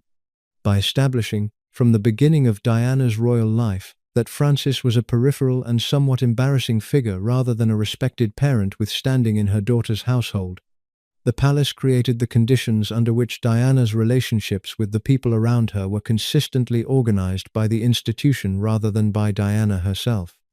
The people who had access to Diana were people the institution had approved or tolerated. Frances was in neither category. She was managed at a distance. Diana's access to her own mother was, in a very real sense, managed by the institution that should have been supporting Diana rather than managing her. This third failure is the one that matters most in the context of what Bashir eventually did. If Frances had had genuine standing in Diana's life, a recognized role, a position from which she could visit and speak and be present in the way that a mother of a princess might expect to be present, then Bashir's ability to manipulate Diana's relationships would have been limited. A woman with a regular, healthy, physically present relationship with her own mother is harder to isolate. She has a reference point outside the institution, a person who knows her from before the institution claimed her and who can speak from that knowledge. Diana did not have this. She had a mother in Scotland. She had phone calls and occasional visits, and the specific warmth of a relationship that had survived considerable damage and distance. But she did not have a mother who was present in her daily life, who attended the institutional events, who was welcomed at Kensington Palace, who had a recognized role in the household. Frances had been denied all of this by the institution's management of her, and the cost of that denial became most visible in the final years of Diana's life when the isolation that the institution had helped to create became the ground on which Bashir's manipulation could operate. This is not a simple causal story. Diana's difficulties were not simply the palace's fault, and the palace's management of Frances was not the only variable in what happened. Diana was a complicated person in a complicated situation, and she made decisions, some of which were good and some of which were not. And she carried responsibility for some of those decisions in the way that adults carry responsibility for their choices. But the conditions in which those decisions were made, the specific vulnerabilities that had been installed in her, and the specific supports that had been kept from her, were not accidental. They were the product of specific choices that the institution made about who it acknowledged and who it excluded. Frances Shand Kidd was the person most obviously excluded, most consistently marginalized, and most actively kept outside the institutional orbit of Diana's life. She was excluded because of choices she had made in 1967 and 1968 that the institution had decided were unacceptable, and because those choices had produced a scandal that the institution needed to keep away from the princess's official story. The cost of keeping her away was that Diana entered the most difficult years of her life without the one person who might have understood precisely what she was going through. Martin Bashir was a BBC journalist in his early 30s in 1995, working for the investigative program Panorama. He had been trying to reach Diana for months. The access he eventually obtained came through Diana's brother, Charles Spencer, who later described being shown what he believed were bank statements, indicating that people in Diana's circle were being paid to spy on her. Those documents turned out to be forged. Bashir created them. The forgery was uncovered years later, leading to an independent inquiry in 2021 led by senior judge Lord Dyson, which confirmed the deception. The BBC paid damages to Patrick Jeffson, Diana's former private secretary, in 2022, after acknowledging that Bashir had used false documents to manipulate both Charles Spencer and, through him, Diana. None of that was known in November 1995. What was known in November 1995 was that on November 5, Diana had allowed a BBC camera crew, brought in secretly and in cardboard boxes, to set up inside her sitting room at Kensington Palace. She had sent her staff away. She had kept the interview entirely secret from the palace, from her own advisors, from Patrick Jeffson, who found out only when Diana told him it had happened. She had sat across from Martin Bashir and, over the course of a long recorded conversation, told him things about her marriage and her life that she had told very few people. Her awareness of Charles and Camilla's relationship, her struggles with bulimia, her self-harm, her sense of being manipulated and isolated within the institution, and the line that would travel around the world within 24 hours of broadcast. "There were 3 of us in this marriage," Diana said. so it was a bit crowded. 23 million people in Britain alone watched the interview when it broadcast on November 20. The number globally ran into the hundreds of millions. It was one of the most watched television programs in British history, and its immediate effect on the royal family was somewhere between a grenade and a structural collapse. The Queen wrote to both Charles and Diana in the weeks that followed, indicating, according to the palace's December announcement, that she considered an early divorce desirable. On December 21, Buckingham Palace made that view public. Frances was watching the Panorama interview with the rest of the country. She was a divorced woman in Scotland with a complicated relationship to her own Catholic faith and to the daughter who had just dismantled her marriage on live television in front of the world. The interview contained things that made Frances uncomfortable, she said so. The specific nature of Frances's public statements about the Panorama interview have been reported in various forms, but the substance is consistent across accounts. Frances spoke critically about Diana's decision to do the interview. She felt it was a mistake. She felt Diana had been manipulated into a position that would harm rather than help her. Frances may have been correct in her analysis, given what we now know about Bashir's methods. The problem was the timing and the context. Diana experienced what Frances said as a betrayal. Their relationship had always been complicated by the geography of Frances's departure from the family home, by the years when Diana was growing up without her mother, by the custody case and its aftermath. It had also been complicated by the attention Diana brought with her wherever she went, including to conversations with her own mother, and by the pressure that Diana's position in the world placed on every relationship she had. Frances loved her daughter. Diana loved her mother. But love and trust and loyalty are three different things, and the Panorama period drove a wedge between them that was never fully removed. By the last years of Diana's life, the relationship between mother and daughter had deteriorated to a condition that the people around Diana described as an estrangement. Diana had stopped returning Frances's calls. She had, according to later accounts including ones that Frances gave publicly, returned her mother's letters unopened.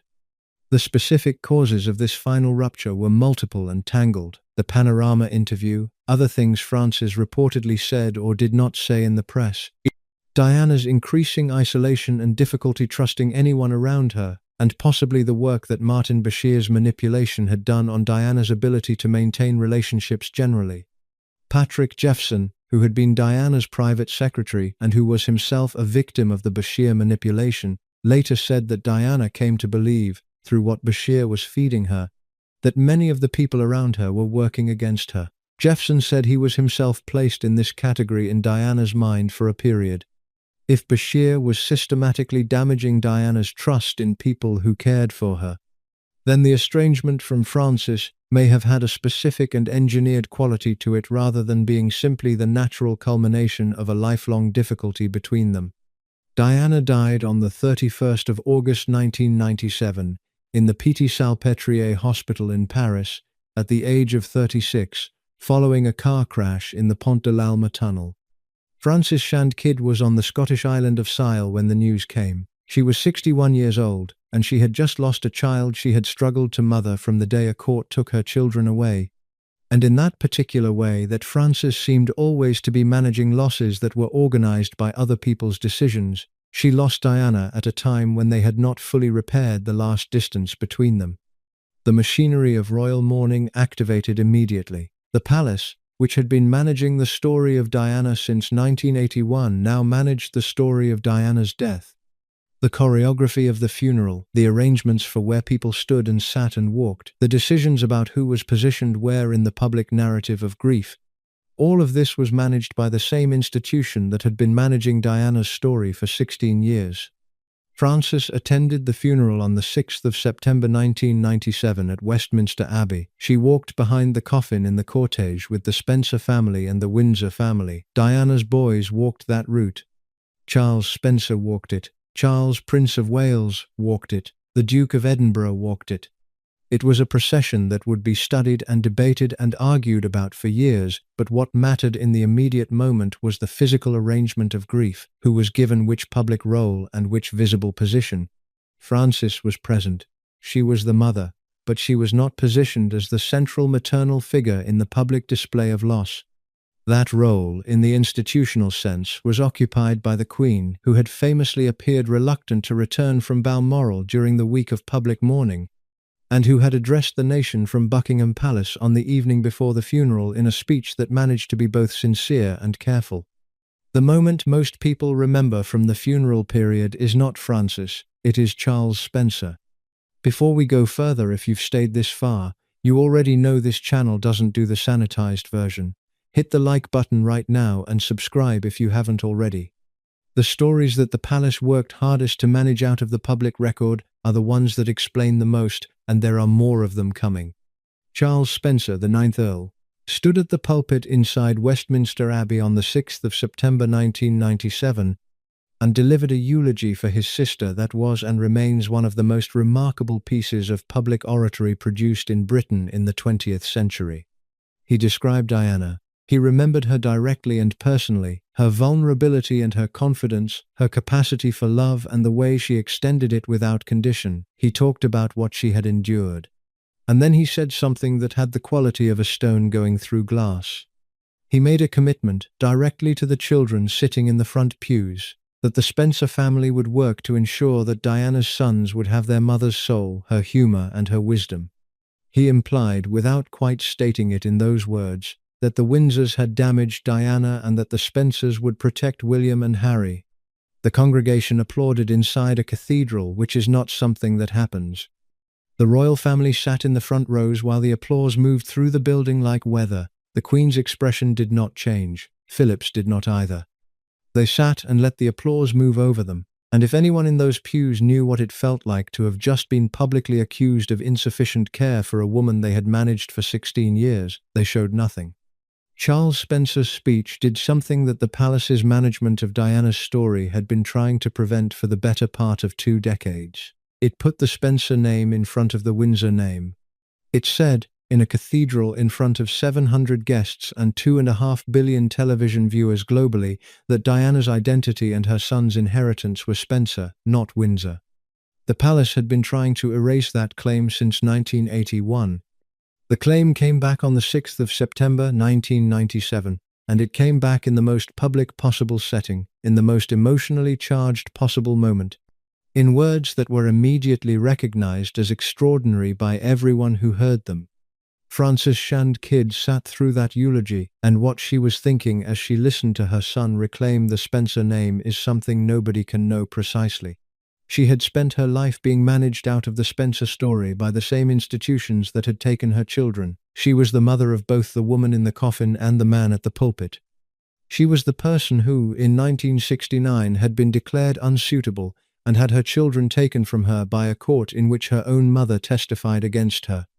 She was 61 years old and sitting in Westminster Abbey, and her daughter was in a box covered with flowers.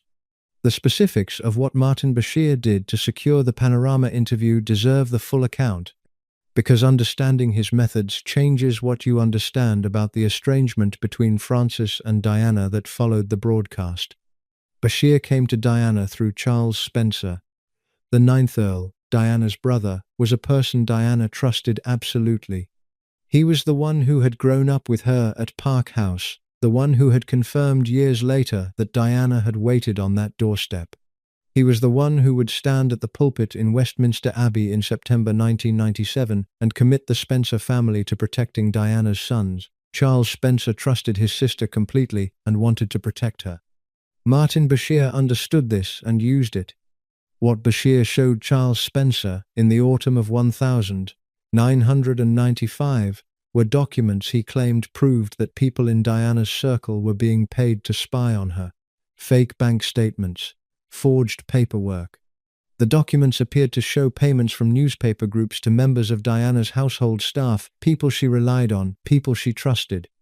If true, the documents would have confirmed Diana's deepest fears about the people around her, the fear that she was being watched and used and that the people closest to her were not who they appeared to be.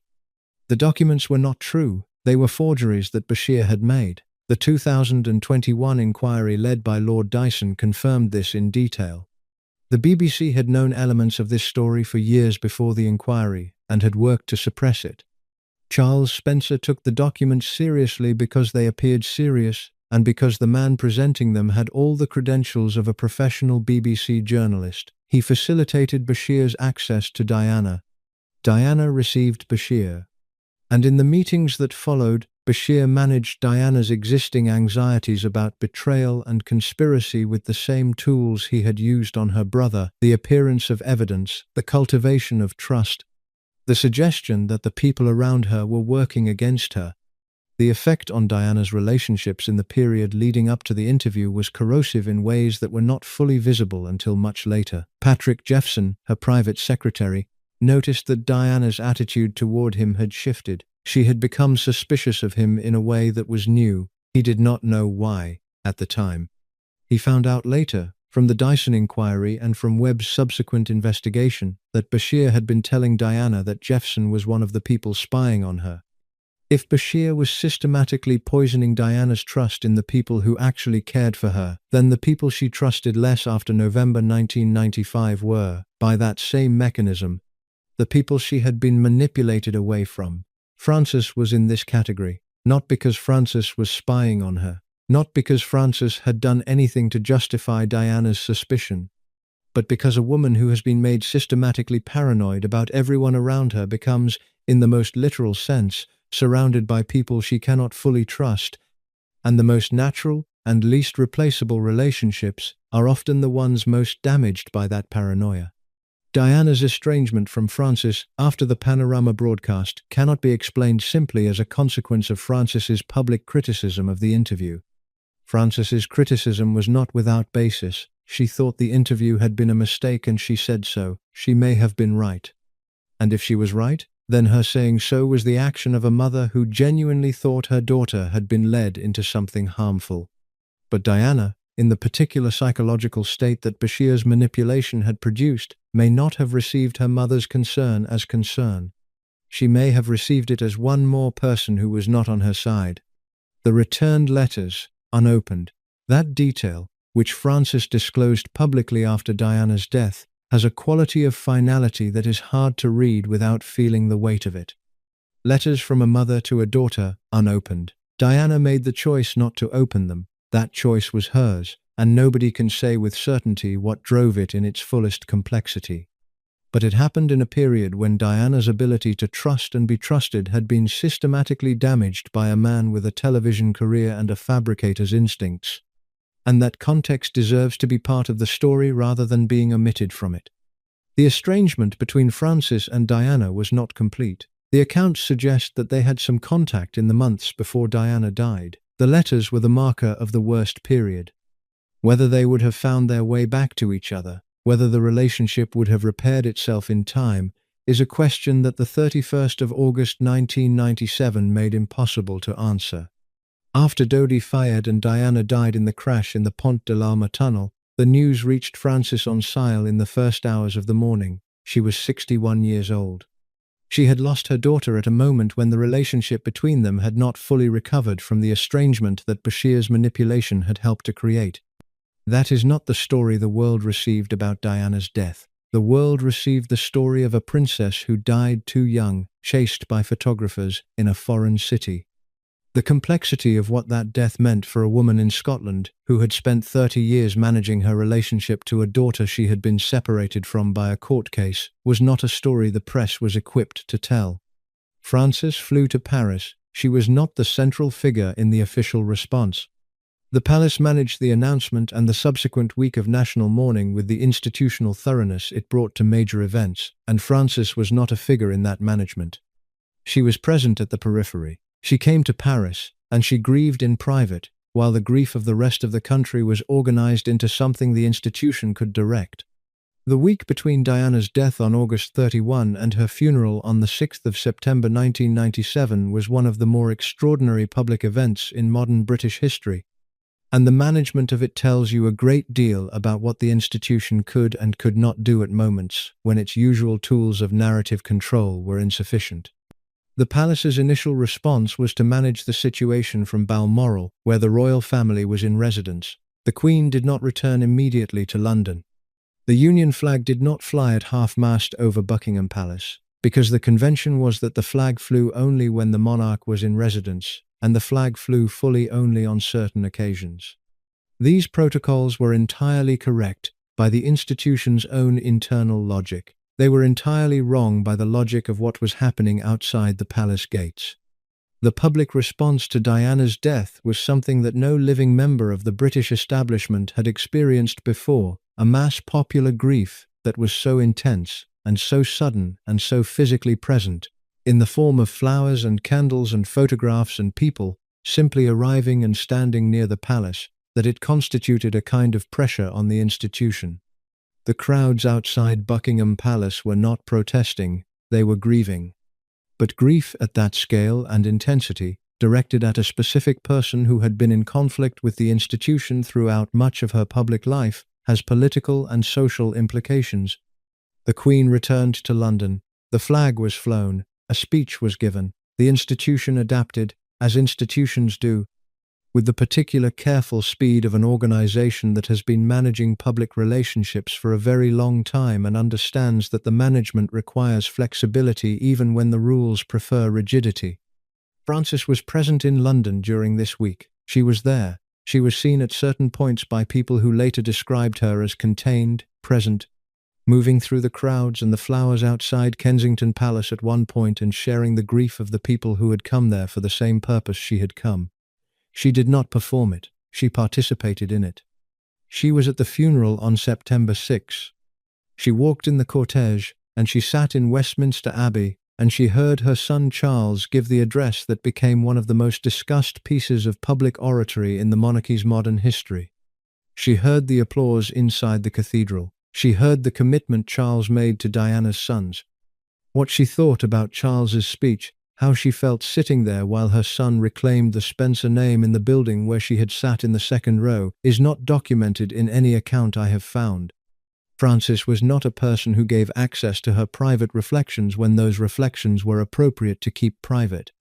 She had learned, over decades of being the woman in the second row, to maintain her own interior with the privacy it deserved. But the speech itself, and the response to it, represents something significant in the story of the Spencer family's relationship to the institution that had managed and marginalized and selectively deployed them for 40 years. Charles Spencer said, in the Abbey, that his sister was a victim of the institution as much as she was of anything else. He did not use those words exactly, but the argument of the speech was unmistakable. He argued that Diana's identity was Spencer. He argued that the Windsors had not cared for her as they should have cared for her. He argued that the family who had produced her had a legitimate claim on how her memory was treated and how her sons were raised. The applause inside the cathedral was an extraordinary social event. It was not simply appreciation for eloquent words.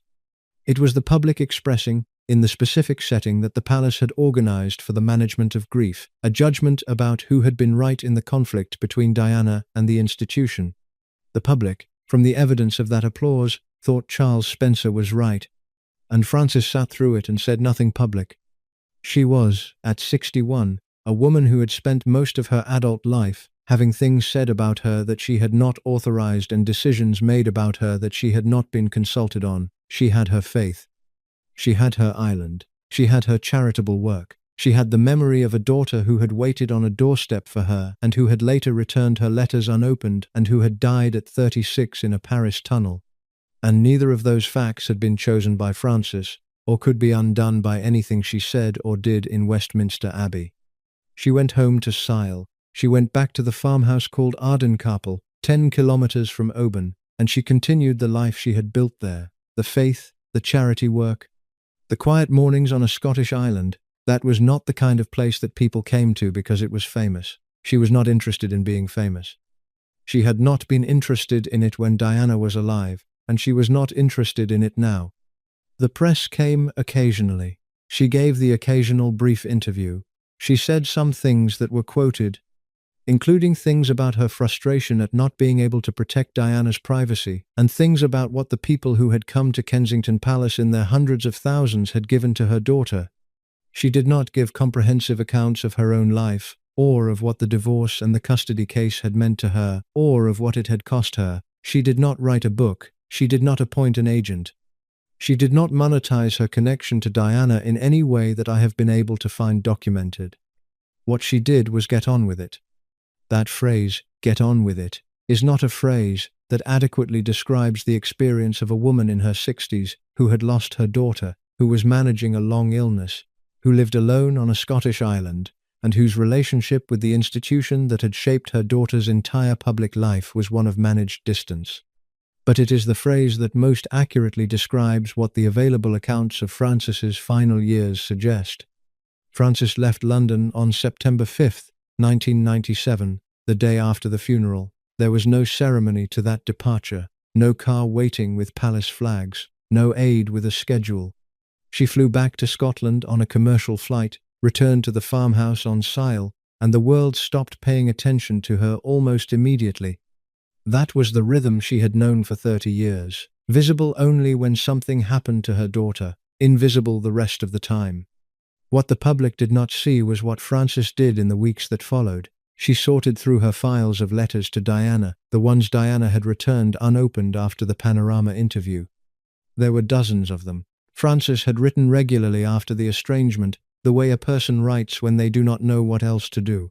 She had sent cards at Christmas, birthday notes, clippings she thought Diana might find interesting. All of it came back in batches, the envelopes unopened, Diana's handwriting on the front noting simply that they were to be returned to sender.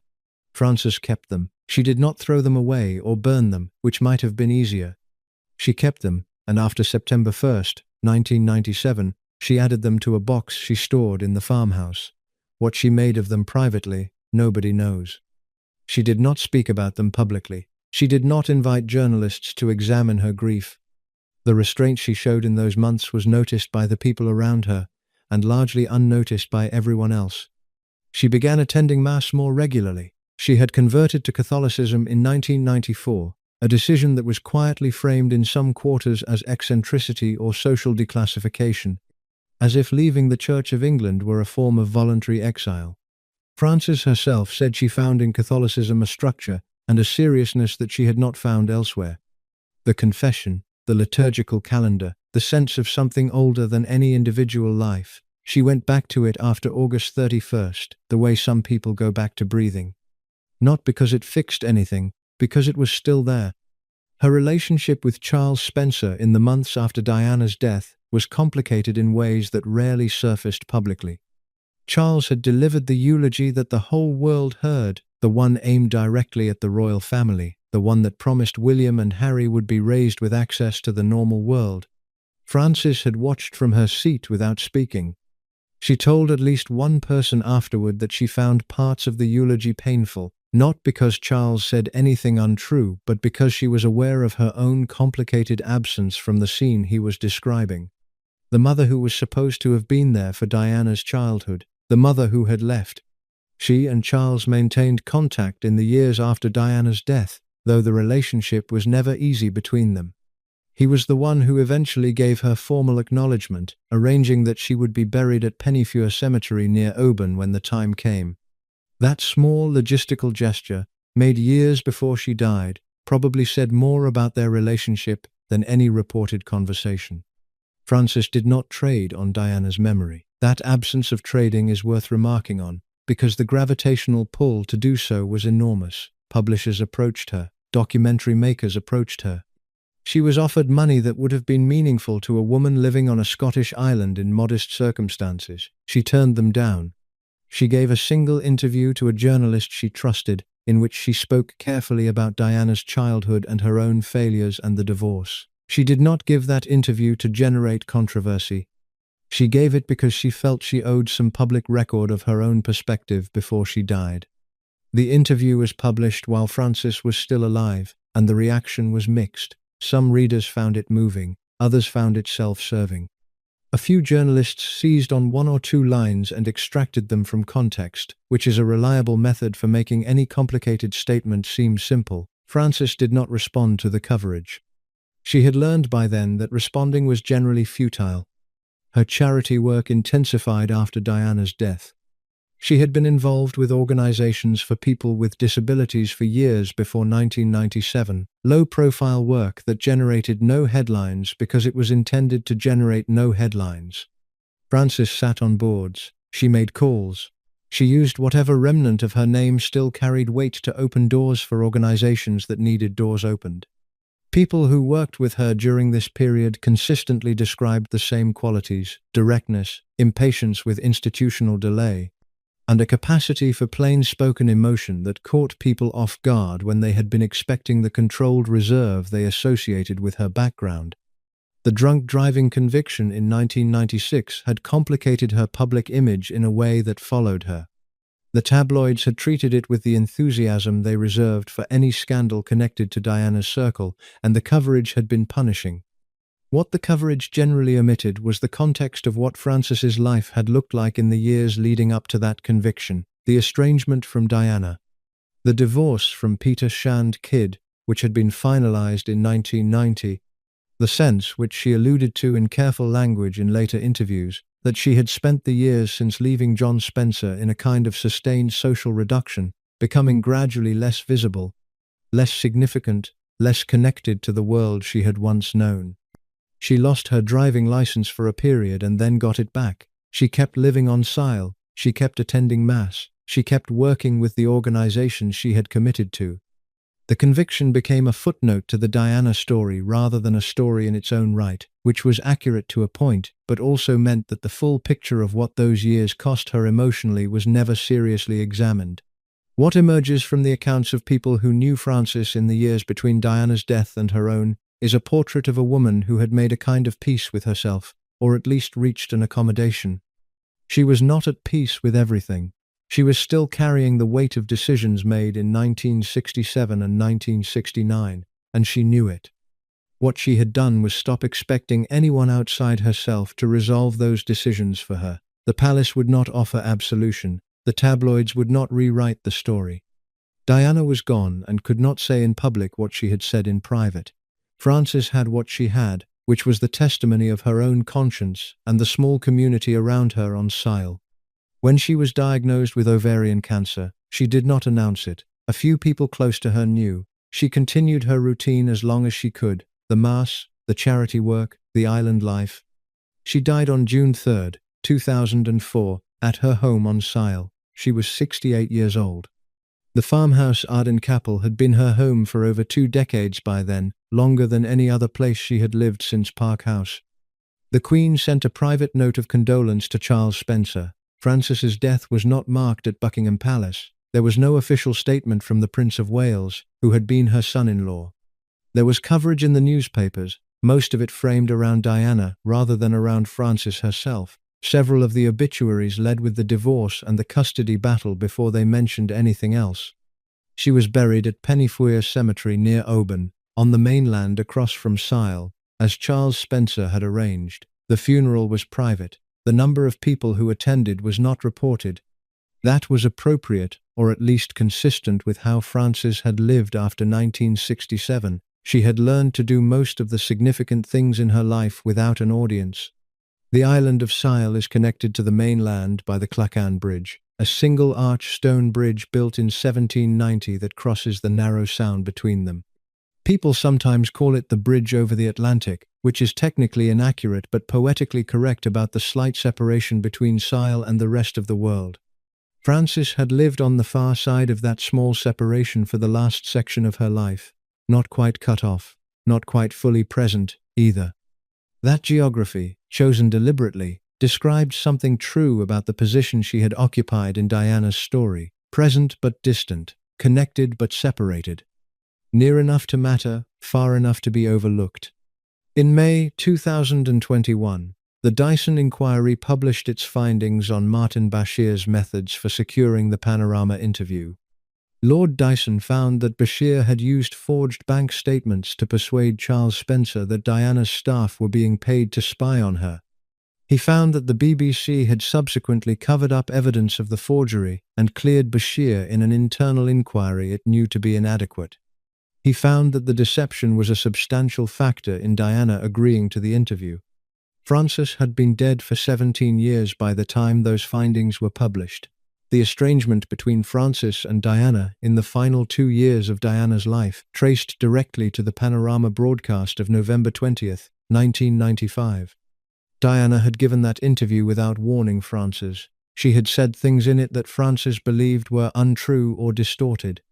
She had spoken in ways that Frances felt made her own position as a mother more difficult, more publicly damaged. The estrangement that followed was real and painful and lasted until Diana died. What the Dyson inquiry established, 2 decades too late to matter to Frances, was that the interview itself had been obtained through fraud. The manipulation had been performed on Charles Spencer, not on Frances directly, but the downstream consequences had reached her all the same. Diana had been deceived into giving an interview that damaged people close to her, and one of the people it damaged was the mother she had then cut off. Frances never knew this. She died knowing only that Diana had returned her letters unopened and that the estrangement had not been resolved before the crash. The Dyson findings would have changed nothing about the chronology of events. Diana was still gone, the letters were still in a box, but they would have changed the story's shape, at least for Frances.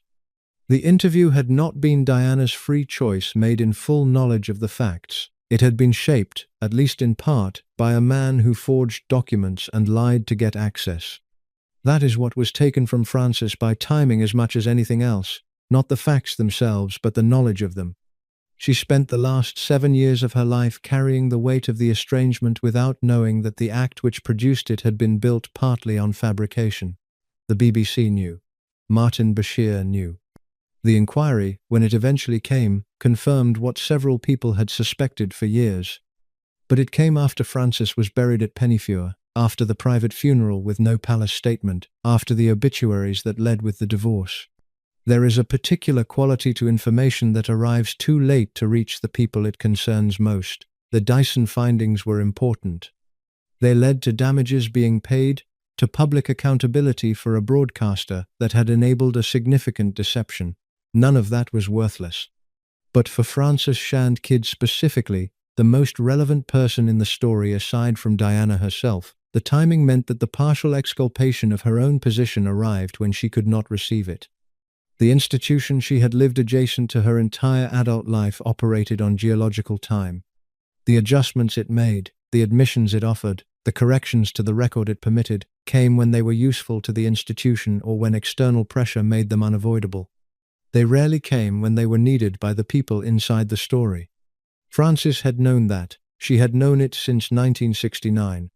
There is one aspect of this story that has been touched on throughout but deserves its own extended treatment. The specific way that the palace's handling of Frances created a template that was then applied to other people in Diana's life who became inconvenient. The template was not unique to Frances. It was the template the institution used for anyone who threatened to complicate the official narrative. The essential elements of the template were consistent. You managed the person's access to the central figure. You controlled the contexts in which they could be present. You ensured that their standing in the institutional record was minimal enough that they could not mount effective resistance. And you relied on the person's own sense of propriety or shame or self-preservation to enforce the management from the inside. Ruth Fermoy had enforced it on Frances from the inside. The testimony in the custody case was, in the most immediate sense, self-enforcement. Ruth had made herself into the instrument of her own daughter's exclusion from the institution's orbit. This is not unusual behavior for people who are deeply invested in an institution's approval. People do extraordinary things to maintain the approval of systems that they have organized their entire identities around serving. Frances had not had the option to enforce the management of herself after the custody case. She had been removed. But the template persisted, and the people who came after Frances in Diana's life, and who threatened to become inconvenient, found themselves subject to variations of it. Patrick Jeffson, Diana's private secretary, was one of the people who eventually experienced the palace's management directly. He had tried to protect Diana's interests, had tried to be a stabilizing presence in the years when the marriage was deteriorating, and had found that his position made him, in the palace's terms, potentially part of a problem rather than part of a solution. He was managed accordingly. The difference between Jefferson and Frances was that Jefferson was inside the institution. Frances was not. For Frances, the management had been external, mediated through the custody case and the seating arrangements, and the absence of formal recognition. For Jefferson, the management was internal.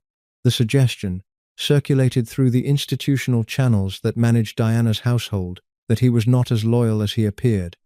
Bashir's forgeries had used this mechanism in their most destructive application, and the people who should have prevented it were the same people who had been managing Diana's relationships since 1981. The broader pattern, the institution managing the relationships of the people within it and the people surrounding them, is not peculiar to the British monarchy. It is a feature of any institution that has been operating for a very long time and has developed a settled understanding of what kinds of relationships it can tolerate and what kinds it cannot. The British monarchy's version of this management is simply more visible than most, because the stakes are higher and the public interest is greater, and the people being managed are famous enough that their experiences get documented.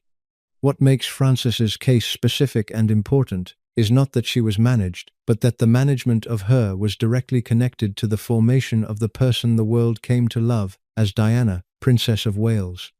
The management of Frances was not a neutral administrative act with no human consequences.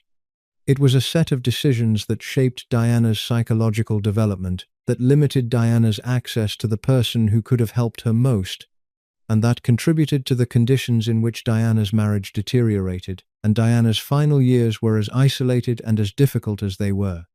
The institution made those decisions without awareness of their full consequences. That is the most honest way to state it. The palace did not sit in a room and decide to damage Diana by managing Frances out of her official life. The people who managed Frances did so because the institution's culture required it, and because they had no framework for thinking about what the management cost the specific human beings involved. They were thinking about narratives and protocols and the public representation of a royal family, not about what a 6-year-old girl was experiencing on a doorstep in Norfolk. The cost of that institutional blindness was paid by 2 women who deserved better than what they got. The mother who was declared unsuitable by her own parent and spent 35 years being managed as a complication in a story she had not chosen, and the daughter who became the most beloved public figure of her generation, and who died at 36 having never fully repaired the damage that the complication had produced. Neither of them was given the account they deserved. The record should be corrected.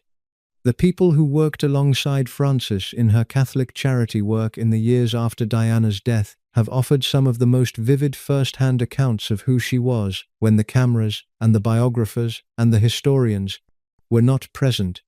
One account, passed along through a woman who worked with Frances through the Handicapped Children's Pilgrimage Trust at Lourdes, describes Frances as the first person on her feet to clean up after the sick and the last person to leave a difficult situation. She was not performing charity. She was doing it.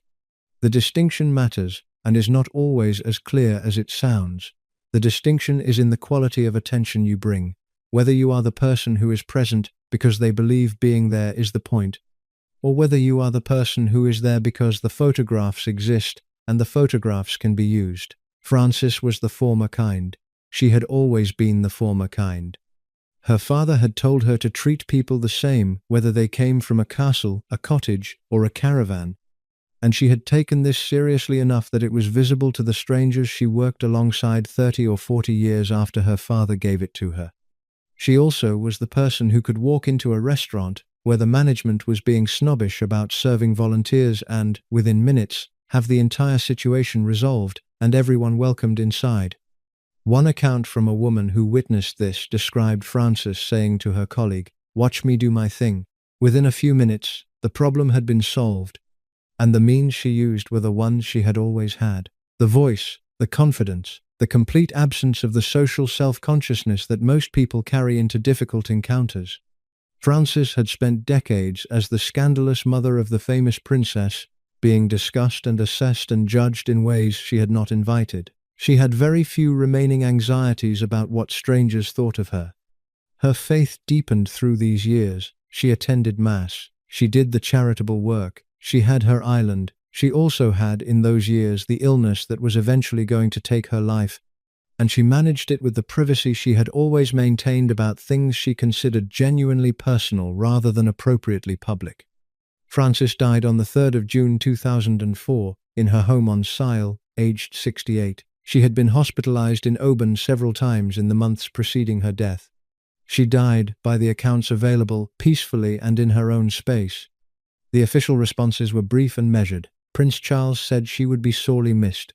William and Harry released a statement saying they were very upset by the death of their grandmother, their mother's mother, the woman they had last known in any ongoing way when Diana was still alive. The Queen sent a private message of condolence to Charles Spencer. No public statement from Buckingham Palace, no formal recognition, beyond the private condolence note, of the complexity of the life that had just ended. The contrast between this and the response that the royal family's deaths typically generated from the institution is worth noting, not as a grievance, but as a fact. Frances was not, from the palace's perspective, a royal. She was the divorced mother of a former princess. She was, in the institutional calculus, a peripheral figure. The institution had maintained this position since 1969, when Ruth Fermoy testified against her in the custody case, and it maintained it until June 2004, when Frances's death was acknowledged by a private note from the Queen to the woman's son. The burial was at Pennyfewer Cemetery in Oban.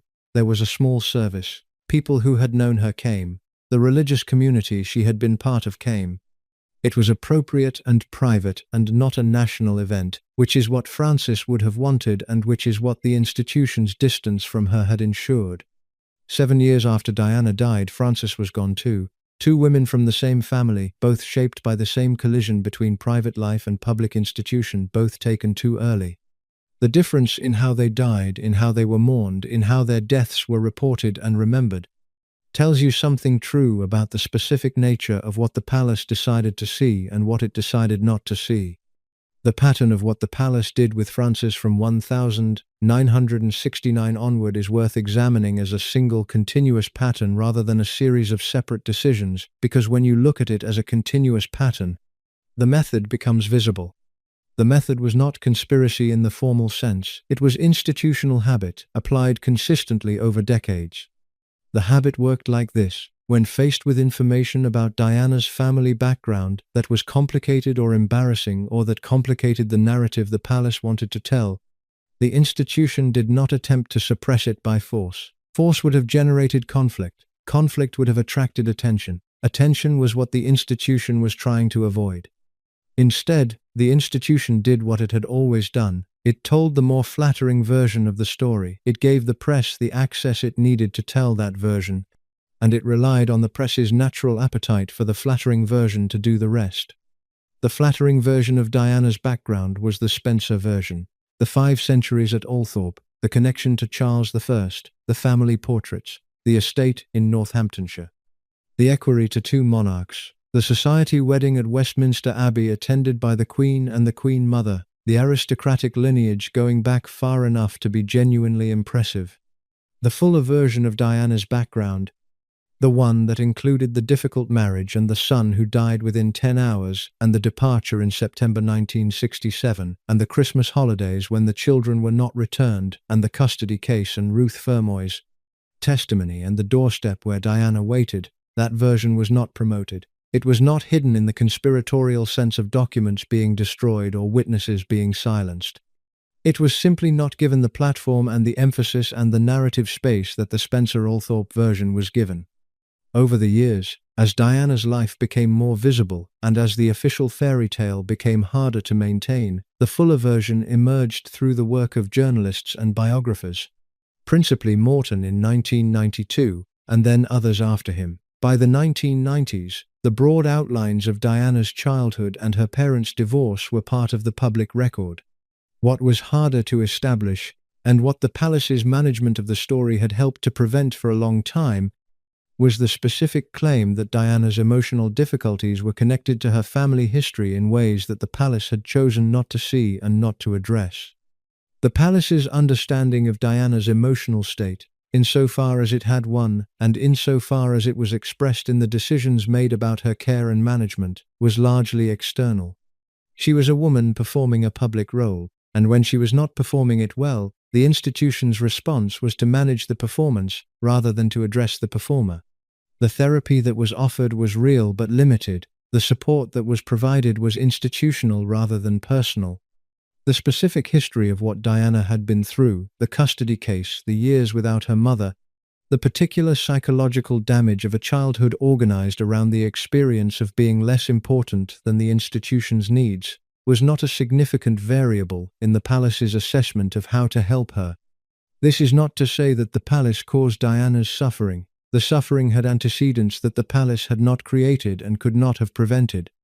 But the institution made specific choices about who it acknowledged, who it gave standing to, who it treated as a relevant participant in Diana's well-being, and those choices consistently excluded Frances and consistently excluded the history that Frances represented.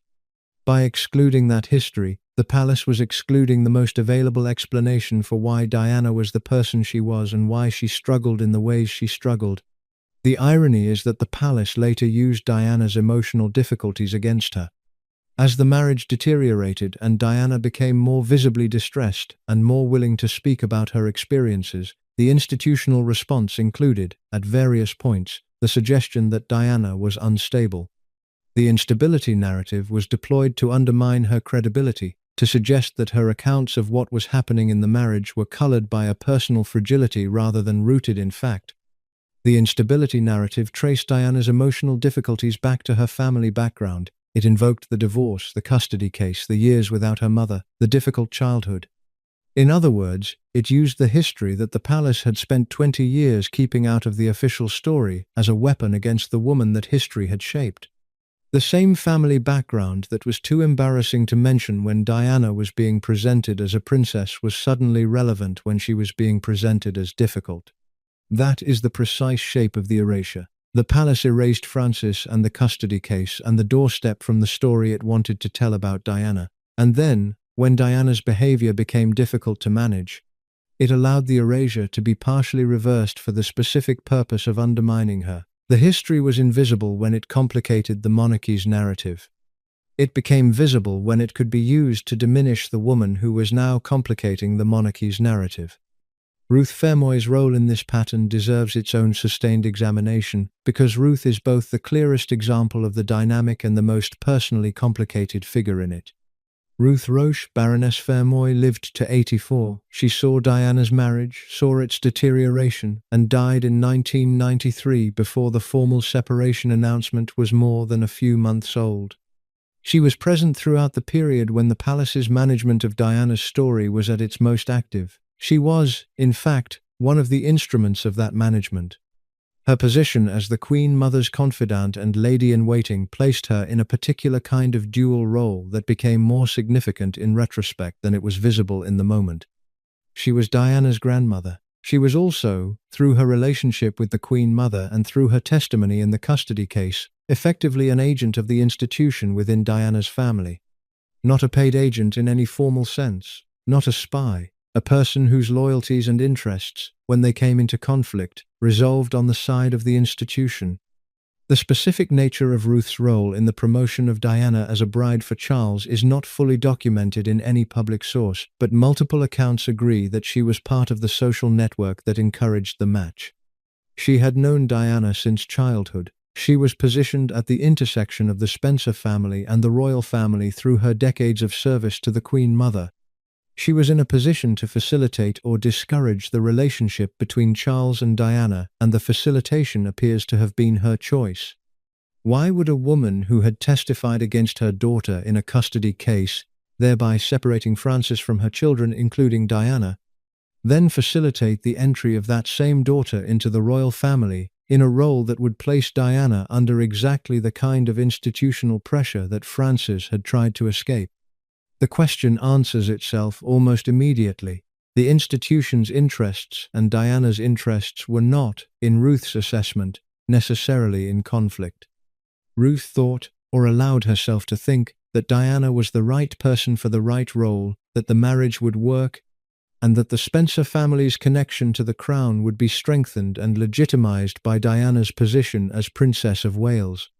whether Ruth had any particular guilt about what she had done to Frances in 1969, and whether that guilt influenced her involvement in Diana's engagement, is something that exists only in the realm of speculation. Ruth left no detailed written record of her interior life that I have been able to locate. She was, like many women of her generation and her class, not inclined to confessional disclosure. What she did was what she did, and the accounting was between herself and whatever she believed in. Diana knew what Ruth had done in the custody case. Diana spoke about it. In the recordings she made for Morton and in other private conversations, she knew her grandmother's role. She did not, by most accounts, hold it against Ruth in the direct and unforgiving way that the history might have justified. Partly because Diana's understanding of why people did what they did was more generous and more complex than simple resentment, and partly because Ruth had been, within the limits of her situation and her character, genuinely fond of Diana and genuinely interested in her well-being. But the fact that Diana could be generous toward Ruth does not change what Ruth did. Ruth's testimony in 1969 set in motion a chain of consequences that shaped Diana's psychological development in the most formative years of her life. A girl who grows up without her mother, who waits on a doorstep for a mother who does not come, who internalizes the message that she was in the wrong place when the disaster happened, is a different girl from the girl she would have been. The woman she becomes carries that with her. The marriage she enters carries it. The difficulties she experiences inside that marriage carry it. The public who fall in love with her intuit something of it, though they cannot name it precisely. And what they respond to in Diana is partly the vulnerability that the childhood had installed in her and that she had not been given the resources to fully repair. Ruth Fermoy died before she could see how Diana's story ended. She was spared the funeral, the eulogy, the applause inside the abbey. She was spared Diana dying at 36. She had contributed to a situation and then exited the situation before the situation produced its full account of consequences. Frances saw all of it. Frances sat through the eulogy. Frances heard the applause. Frances received the private condolence from the Queen after her own death in 2004, which is to say she received the minimum the institution was prepared to give to the mother of a dead princess. She did not complain about it publicly. She was not built for complaint in the public sense. She had her faith and her island, and her way of working that was entirely about the thing itself rather than about who was watching. She had outlived her mother, who had testified against her, and her daughter, who had died young.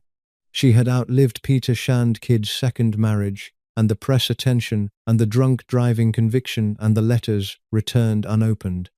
She had, by every visible measure, been the person who was wrong in this story, the woman who left, the bolter, the unsuitable mother, the scandalous background figure in a fairy tale about a princess. And yet, the woman on the ground in Lourdes, cleaning up after sick children in the hours when no cameras were running, was Frances Shand Kidd. And the woman who said everyone deserves the same treatment whether they come from a castle or a cottage or a caravan was Frances Shand Kidd. And the woman who walked into a snobbish restaurant and had the problem solved in 5 minutes through the sheer force of a personality that decades of erasure had not managed to diminish was Frances Shand Kidd. What the palace erased was the inconvenient parts of the story. What it could not erase was the person. In the immediate aftermath of Diana's death, Frances returned to Sile. The island was quiet, and Frances, who had discovered over the years that quiet was not a punishment but a resource, went back to her farmhouse and her faith and the life she had built in Scotland. She gave a small number of interviews in the months after Diana died. She appeared on Fox News in 1998 and said something that was both true and telling about what she had hoped for and what she had lost. She said that far too little had been said about what ordinary people all over the world had given to Diana, that they had nourished her and given her strength, and that they had made her smile. She spoke about frustration at not being able to protect her daughter from the press intrusions. She said she had wanted privacy for Diana, and it had not been possible to provide it. What Frances did not say, and was never asked directly in a way that might have produced an answer, was what she thought about the institution that had taken her daughter and managed her and, in various specific ways, failed to protect her. Ruth Fermoy had died in 1993. The Queen Mother died in 2002. Frances herself was diagnosed with the illness that would eventually take her life. She had spent years doing Catholic charity work, traveling to Lourdes with the Handicapped Children's Pilgrimage Trust, working alongside volunteers and priests in the practical, unglamorous way she had always been good at. People who worked with her in those years described a woman of real warmth and no pretension, someone who made the same quality of effort with the sickest child and the most exhausted volunteer. She was not a saint. She had her complications, but she had genuine character, and the people who encountered it in those final years seemed genuinely surprised by it, as though they had expected something more dramatic, and found instead someone who got up early and cleaned up after the sick, and made the gin and tonics and meant it when she said everyone was equal. She was banned from driving in 1996 after a conviction for drunk driving in Scotland. The press treated this in the way it always treated Frances' stories, with a kind of barely suppressed satisfaction at the messiness of a woman whose messiness had always been part of the story they wanted to tell about her.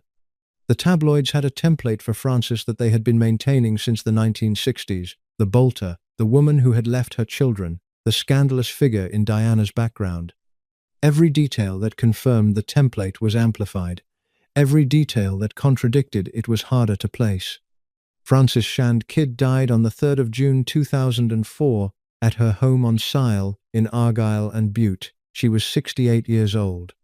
She had been ill for some time, and her health had declined through the final months in ways that required repeated hospital visits to Oban on the mainland.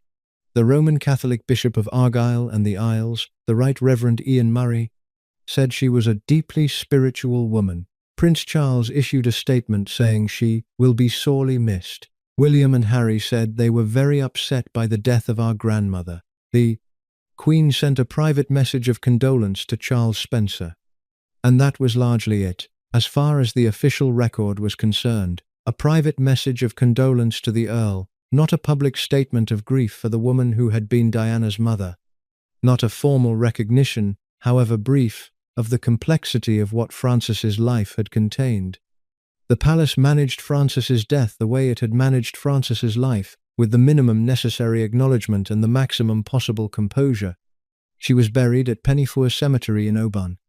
The questions that her life generates, and that nobody in the official orbit of the British monarchy has ever been asked or required to answer, are not complicated questions. They are simply questions that have always been available and have always been declined. Why did the palace spend Diana's entire royal life marginalizing the woman who had raised her through her first 6 years and who remained, however distantly, her mother? Why was Ruth Fermoy elevated and Frances kept peripheral, when the primary difference between them was that Ruth had testified against Frances and Frances had not?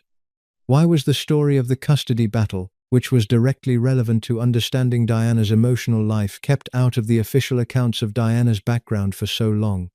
Why was Diana's engagement announced without Frances being called? There is a simpler way to ask all of these questions. Why was Frances treated as though she did not count?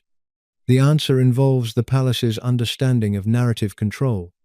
The official story of Diana was built on a specific premise, that she was a properly aristocratic English girl from a good family who had entered the royal family in the right way and through the right connections. The Spencer heritage, the 500 years of it, the connection to Althorpe and the ancestral portraits and the estate in Northamptonshire, all of this was the publicly promoted version of where Diana came from. The version where she was a 6-year-old child waiting on a doorstep for a mother who had promised to come back. A version where her childhood was organized around a custody case and a grandmother's betrayal and a stepmother she found difficult and a father she loved but could not reach. That version was available. The biographers eventually assembled it. Morton assembled much of it in 1992, but the palace did not promote it, did not acknowledge it, and Ardade Belli did not work to ensure that the people making decisions about Diana's welfare understood that she was carrying a specific and significant weight from her childhood. The clinical result of this institutional blindness was that Diana's emotional difficulties, her bulimia, her self-harm, her episodes of what she described as suicidal feelings, her desperate need for public affirmation, were treated as problems to be managed in terms of her public duties, rather than problems to be understood in terms of her personal history. The institution never quite saw the connection between the little girl on the doorstep and the woman who could move through a hospital ward with total genuine presence and then drive home to a palace where she felt completely alone. There is one more layer to this story that the standard accounts of Diana's life do not fully integrate, and which becomes visible only when you look at the whole arc from Frances's birth in 1936 to her death in 2004 as a single continuous story rather than a background detail in someone else's biography. Frances was born in Park House on the 20th of January 1936, the same day that King George V died at Sandringham House a few hundred yards away. She died in her farmhouse on Sile on the 3rd of June 2004. In between, she was married twice, lost her son on the day of his birth, lost custody of her children in a court case where her own mother testified against her, raised Diana and Charles in the brief years she had them, spent decades as the invisible mother of the most famous woman in the world, converted to Catholicism, did genuine charitable work with genuine dedication, and was managed, positioned, marginalized, and largely ignored by an institution that found her inconvenient. The day she was born was the day the old king died. There is something almost literary about that detail, in the way that the facts of a life occasionally arrange themselves into a pattern that a novelist might be accused of contriving. Frances came into the world in the moment when one version of the crown was ending and another was beginning, in the house on the royal estate where the transition between George V and Edward VIII was already in motion. She grew up in proximity to that crown. She spent her life in the shadow of it. And she died, eventually, still largely outside its formal acknowledgement, still in the position the institution had assigned her in the year Diana married Charles, the woman in the second row. The thing about the second row is that you can still see everything from it. Frances could see the ceremony from the second row. She could see her daughter walking down the aisle. She could see the institution that had taken her children making its claims on the next generation. She had a perfect view of everything she was not being given credit for contributing. She just did not have the front row seat that the credit would have required. What Diana inherited from Frances, beyond the blue eyes that both women had and the directness of address that both women practiced, was a specific way of carrying damage without being defined by it. Frances left her marriage with her children taken and her reputation in ruins in the specific circles that such reputations matter most, and she built a life from those ruins that had genuine value and genuine character. Diana carried the damage of a childhood organized around that departure, around the doorstep and the returned letters and the mother who was always somewhere else. And she built from that damage a capacity for genuine human connection that the world recognized instinctively as real because it was real, because it came from a place she had actually been. Neither of them got to be simply who they were. Frances was the bolter, the unsuitable mother, the background complication. Diana was the princess, the icon, the tragic figure. Both were considerably more than those things. Both were managing more than those things required them to manage. Both were, at various points, failed by an institution that had very clear ideas about what kind of story it wanted to tell and very limited patience for the kinds of stories that did not fit. The palace spent decades working to ensure that Frances Shand Kidd remained the unexplained footnote in Diana's biography rather than the crucial chapter she actually was. The custody case was the root. The doorstep in Norfolk was the tree that grew from the root. The 20-year-old woman who moved into Buckingham Palace in 1981 and became progressively isolated and desperate was the fruit of the tree. Everything that followed, the bulimia, the self-harm, the extraordinary public connection that operated because Diana was genuinely open in a way that she had learned to be open because nothing in her life had ever been entirely safe. All of it connects back to a woman in a courtroom in 1969 who lost her children because her own mother stood up and said the wrong things for the right institutional reasons. That is the story the palace spent decades trying to erase, not because the palace was evil in the simple sense of the word, because institutions protect their preferred narratives with the same self-preserving instinct that individual people protect their preferred self-images. And the preferred narrative of the British monarchy in the late 20th century did not have room for the full truth about where its most beloved princess came from and what it had cost her to get there. Frances Shand Kidd knew the truth. She carried it to her island, and she carried it in her faith, and she carried it in the quality of attention she brought to the sick children in Lourdes who needed cleaning up after. She carried it without making it anyone else's problem in the way the world was waiting for her to make it someone else's problem. She knew what had been done to her, and she knew what had been done to Diana, and she chose, with remarkable consistency over a very long time, to spend her energies on something other than the accounting. That choice cost her things. It cost her the record that she deserved, a full and honest account of what had happened in 1969 and what it had meant for the child who waited on the doorstep and for the woman that child became. It cost her the acknowledgement, from the institution that had managed her out of the story, that she had mattered. She was buried at Pennyfewer Cemetery in Oban, and the Queen sent a private message of condolence to her son. That's what she got. The years Diana spent in Kensington Palace, after the separation from Charles in December 1992, are the years that are most revealing about what Frances could have been in Diana's life if the institution had not managed that possibility so thoroughly. Diana, in those post-separation years, was more herself than she had been at any point in the marriage. She was operating with a degree of autonomy. She was building her public charitable work into something that had genuine independent significance. The landmine campaign, the HIV and AIDS work, the cancer charity engagements, the hospital visits that she made with the particular quality of presence that made them different from the ones that other members of the royal family made. She was genuinely invested in this work. It was not performance, or if it was performance built on genuine experience of what it feels like to be the person in the room that nobody is looking at. She also began in those years to speak. The Morton book had already changed the conversation by 1992. The separation had changed it further. Diana, who had maintained the official face of the royal marriage for 11 years, was now free from some of the formal obligations that had required that maintenance. She began giving more of herself, in the way she spoke to people she met, in the occasional interviews she agreed to, in the work she was doing that was increasingly difficult to manage as a palace operation because it was increasingly clearly Diana's operation. Frances watched this from Scotland. She was not distant from it in the emotional sense. She watched what was happening to her daughter with the mixture of pride and concern that a parent feels when a child is doing something large and brave and also potentially dangerous. Diana was operating without the cover of the marriage or the protection of the institution's full resources.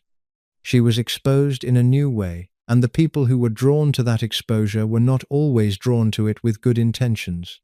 The period between the separation and the Panorama interview was also the period when Diana's relationship with Francis was most functional. They were both managing the end of marriages, both navigating what came next, both doing the slow work of assembling a life that was theirs in a fuller sense than what they had had before. Frances was further along this process, having started it 20 years earlier. Diana was at the beginning of it. The phone calls between them in this period were, by the accounts of people who were close to Diana, more regular and more valuable to Diana than those in the earlier years of the marriage. Diana was reaching for people she trusted, and Frances was one of them. The connection was real, and it was working, in the particular way that connections that have survived significant damage work, with a quality of reliability that comes not from the absence of pain but from the fact that the pain has been survived and the connection has remained. Bashir's intervention in late 1995 disrupted this. The disruption was not immediate and it was not final, but it was real. When Frances criticized the Panorama interview publicly, and Diana received that criticism through the filter of what Bashir had been telling her about who was and was not on her side, the connection was damaged. The letters that came back unopened were the evidence of that damage. What was lost in those final 2 years was the relationship at its most functional point. Frances and Diana had been in contact in a way that was, for the first time in years, not primarily about managing the difficulty of the official situation but about two women talking to each other. The palace's decades-long management of Frances had prevented that quality of contact from developing for a very long time, and when it had finally started to develop, Bashir's manipulation reduced it to silence. The silence was not permanent. They did have some contact before Diana died. But it was not the fully repaired relationship it might have become. and Diana's death in August 1997 ensured that the repair could not be completed. Frances carried that unfinished repair for the 7 years between Diana's death and her own. She did not make it a public wound. She did not perform the grief or the regret. She went to Lourdes. She worked. She attended her church. She looked after herself as best she could in the failing health of her final years. She received the private condolence note from the Queen when she died, and she was buried in Oban, and the record that she deserved. The full account of what she had meant and what she had lost and what the institution had cost her was not given while she was alive to receive it. The specific question of what Diana might have become if things had been different is a question that resists answering in any satisfying way, because the things that were different are too large and too structural to allow for any clean hypothetical substitution. You cannot remove the custody case and leave everything else unchanged, because the custody case was the product of a whole set of social and institutional and personal conditions that also produced everything else. You cannot add Frances to Diana's daily life and remove the palace and get a different woman. The woman Diana was included all of it. But the question is worth holding not for its counterfactual implications but for what it tells you about what was lost. If Diana had grown up with her mother, or with regular and recognized access to her mother through her childhood and adolescence, she would have had something that she did not have. A relationship with an adult woman who had chosen her own life in the face of institutional disapproval and built something real from the ruins of what she had lost. Frances had done this. Frances had left a marriage that was hurting her, had lost her children to a legal process she could not overcome, had moved to Scotland with a second husband, had watched her second marriage fail, had converted to a faith that gave her a framework for meaning, and had done genuine charitable work with genuine quality. She had built a life that was not a fairy tale and not a public drama, but was real in the ways that life needs to be real to sustain a person across decades. If Diana had had access to that model, not just at a distance and intermittently but as a regular presence, she might have had some of what she was looking for in the wrong places in the years when the marriage was falling apart. She might have had a template for what it looks like to survive an institutional system that has decided to manage rather than support you. She might have had a woman to call who would not have filtered the advice through institutional considerations. Instead, she had the institution's version of support, which was considerable in material terms and inadequate in human ones. She had the therapists the palace arranged and the courtiers who managed her schedule and the staff who maintained her household and the public who adored her. She had her brother Charles and her friends. She had Frances at a distance, on the phone, occasionally in person. The distance was the product of an institution's decision. It was not natural. Frances and Diana were not estranged by temperament or incompatibility. They were estranged by a sequence of decisions made by people who had decided that Frances was not the right kind of Spencer to be present in Diana's official life, and that decision had been implemented through the structure of the institution so completely that by the time Diana most needed what Frances could offer, the pathway for Frances to offer it had been narrowed to the size of a telephone call. The title of this story is about a Spencer the palace tried to erase from Diana's past. The erasure was not total. Frances was always present in a form, always available in principle, always there when Diana called, but the erasure was sufficient to prevent her from being present in the ways that would have mattered most. The second row is still in the building. The woman in the second row is still there. She just cannot do what she could have done from the first. What was erased was not Frances herself, but Frances's standing. Her standing as Diana's mother in the institutional sense, the recognized and formal sense, the sense in which a mother has authority in her child's life and is welcomed into her child's household and is consulted when her child is struggling. That standing was erased by the palace's management of Diana's story, which began in 1981 and was sustained through the engagement and the early marriage and the difficult middle years and the final years before Diana died. The erasure was effective for a very long time. Frances Shand Kidd died in 2004 without the account she deserved being publicly made. The biography of Diana that the palace preferred, the Spencer pedigree and the Althorpe heritage and the fairy tale that became a tragedy, remained the dominant account. Frances was a footnote, a background figure, a scandalous detail in a story that was primarily about other things. It has taken 2 decades since her death for the fuller picture to begin assembling itself, through the work of journalists and biographers who were willing to look at the whole story rather than the version the institution promoted. The Lord Dyson inquiry, which confirmed Bashir's manipulation, changed the way people understood Diana's final years. The accounts of the doorstep and the waiting, which Charles Spencer gave on the record, changed the way people understood Diana's childhood. The full scope of Ruth Fermoy's testimony and what it meant, which is still not completely part of the public record, waits for its proper accounting. Frances deserved better. Diana deserved better. The accounting is late. It is still worth making. If you've been watching this far, you're the reason this channel can keep doing this work. Hit the like button now if you think these stories deserve to be told, and hit subscribe if you haven't already. The stories the palace managed out of the public record are the stories that help you understand how these things actually worked, and there are more of them coming. We'll see you in the next one.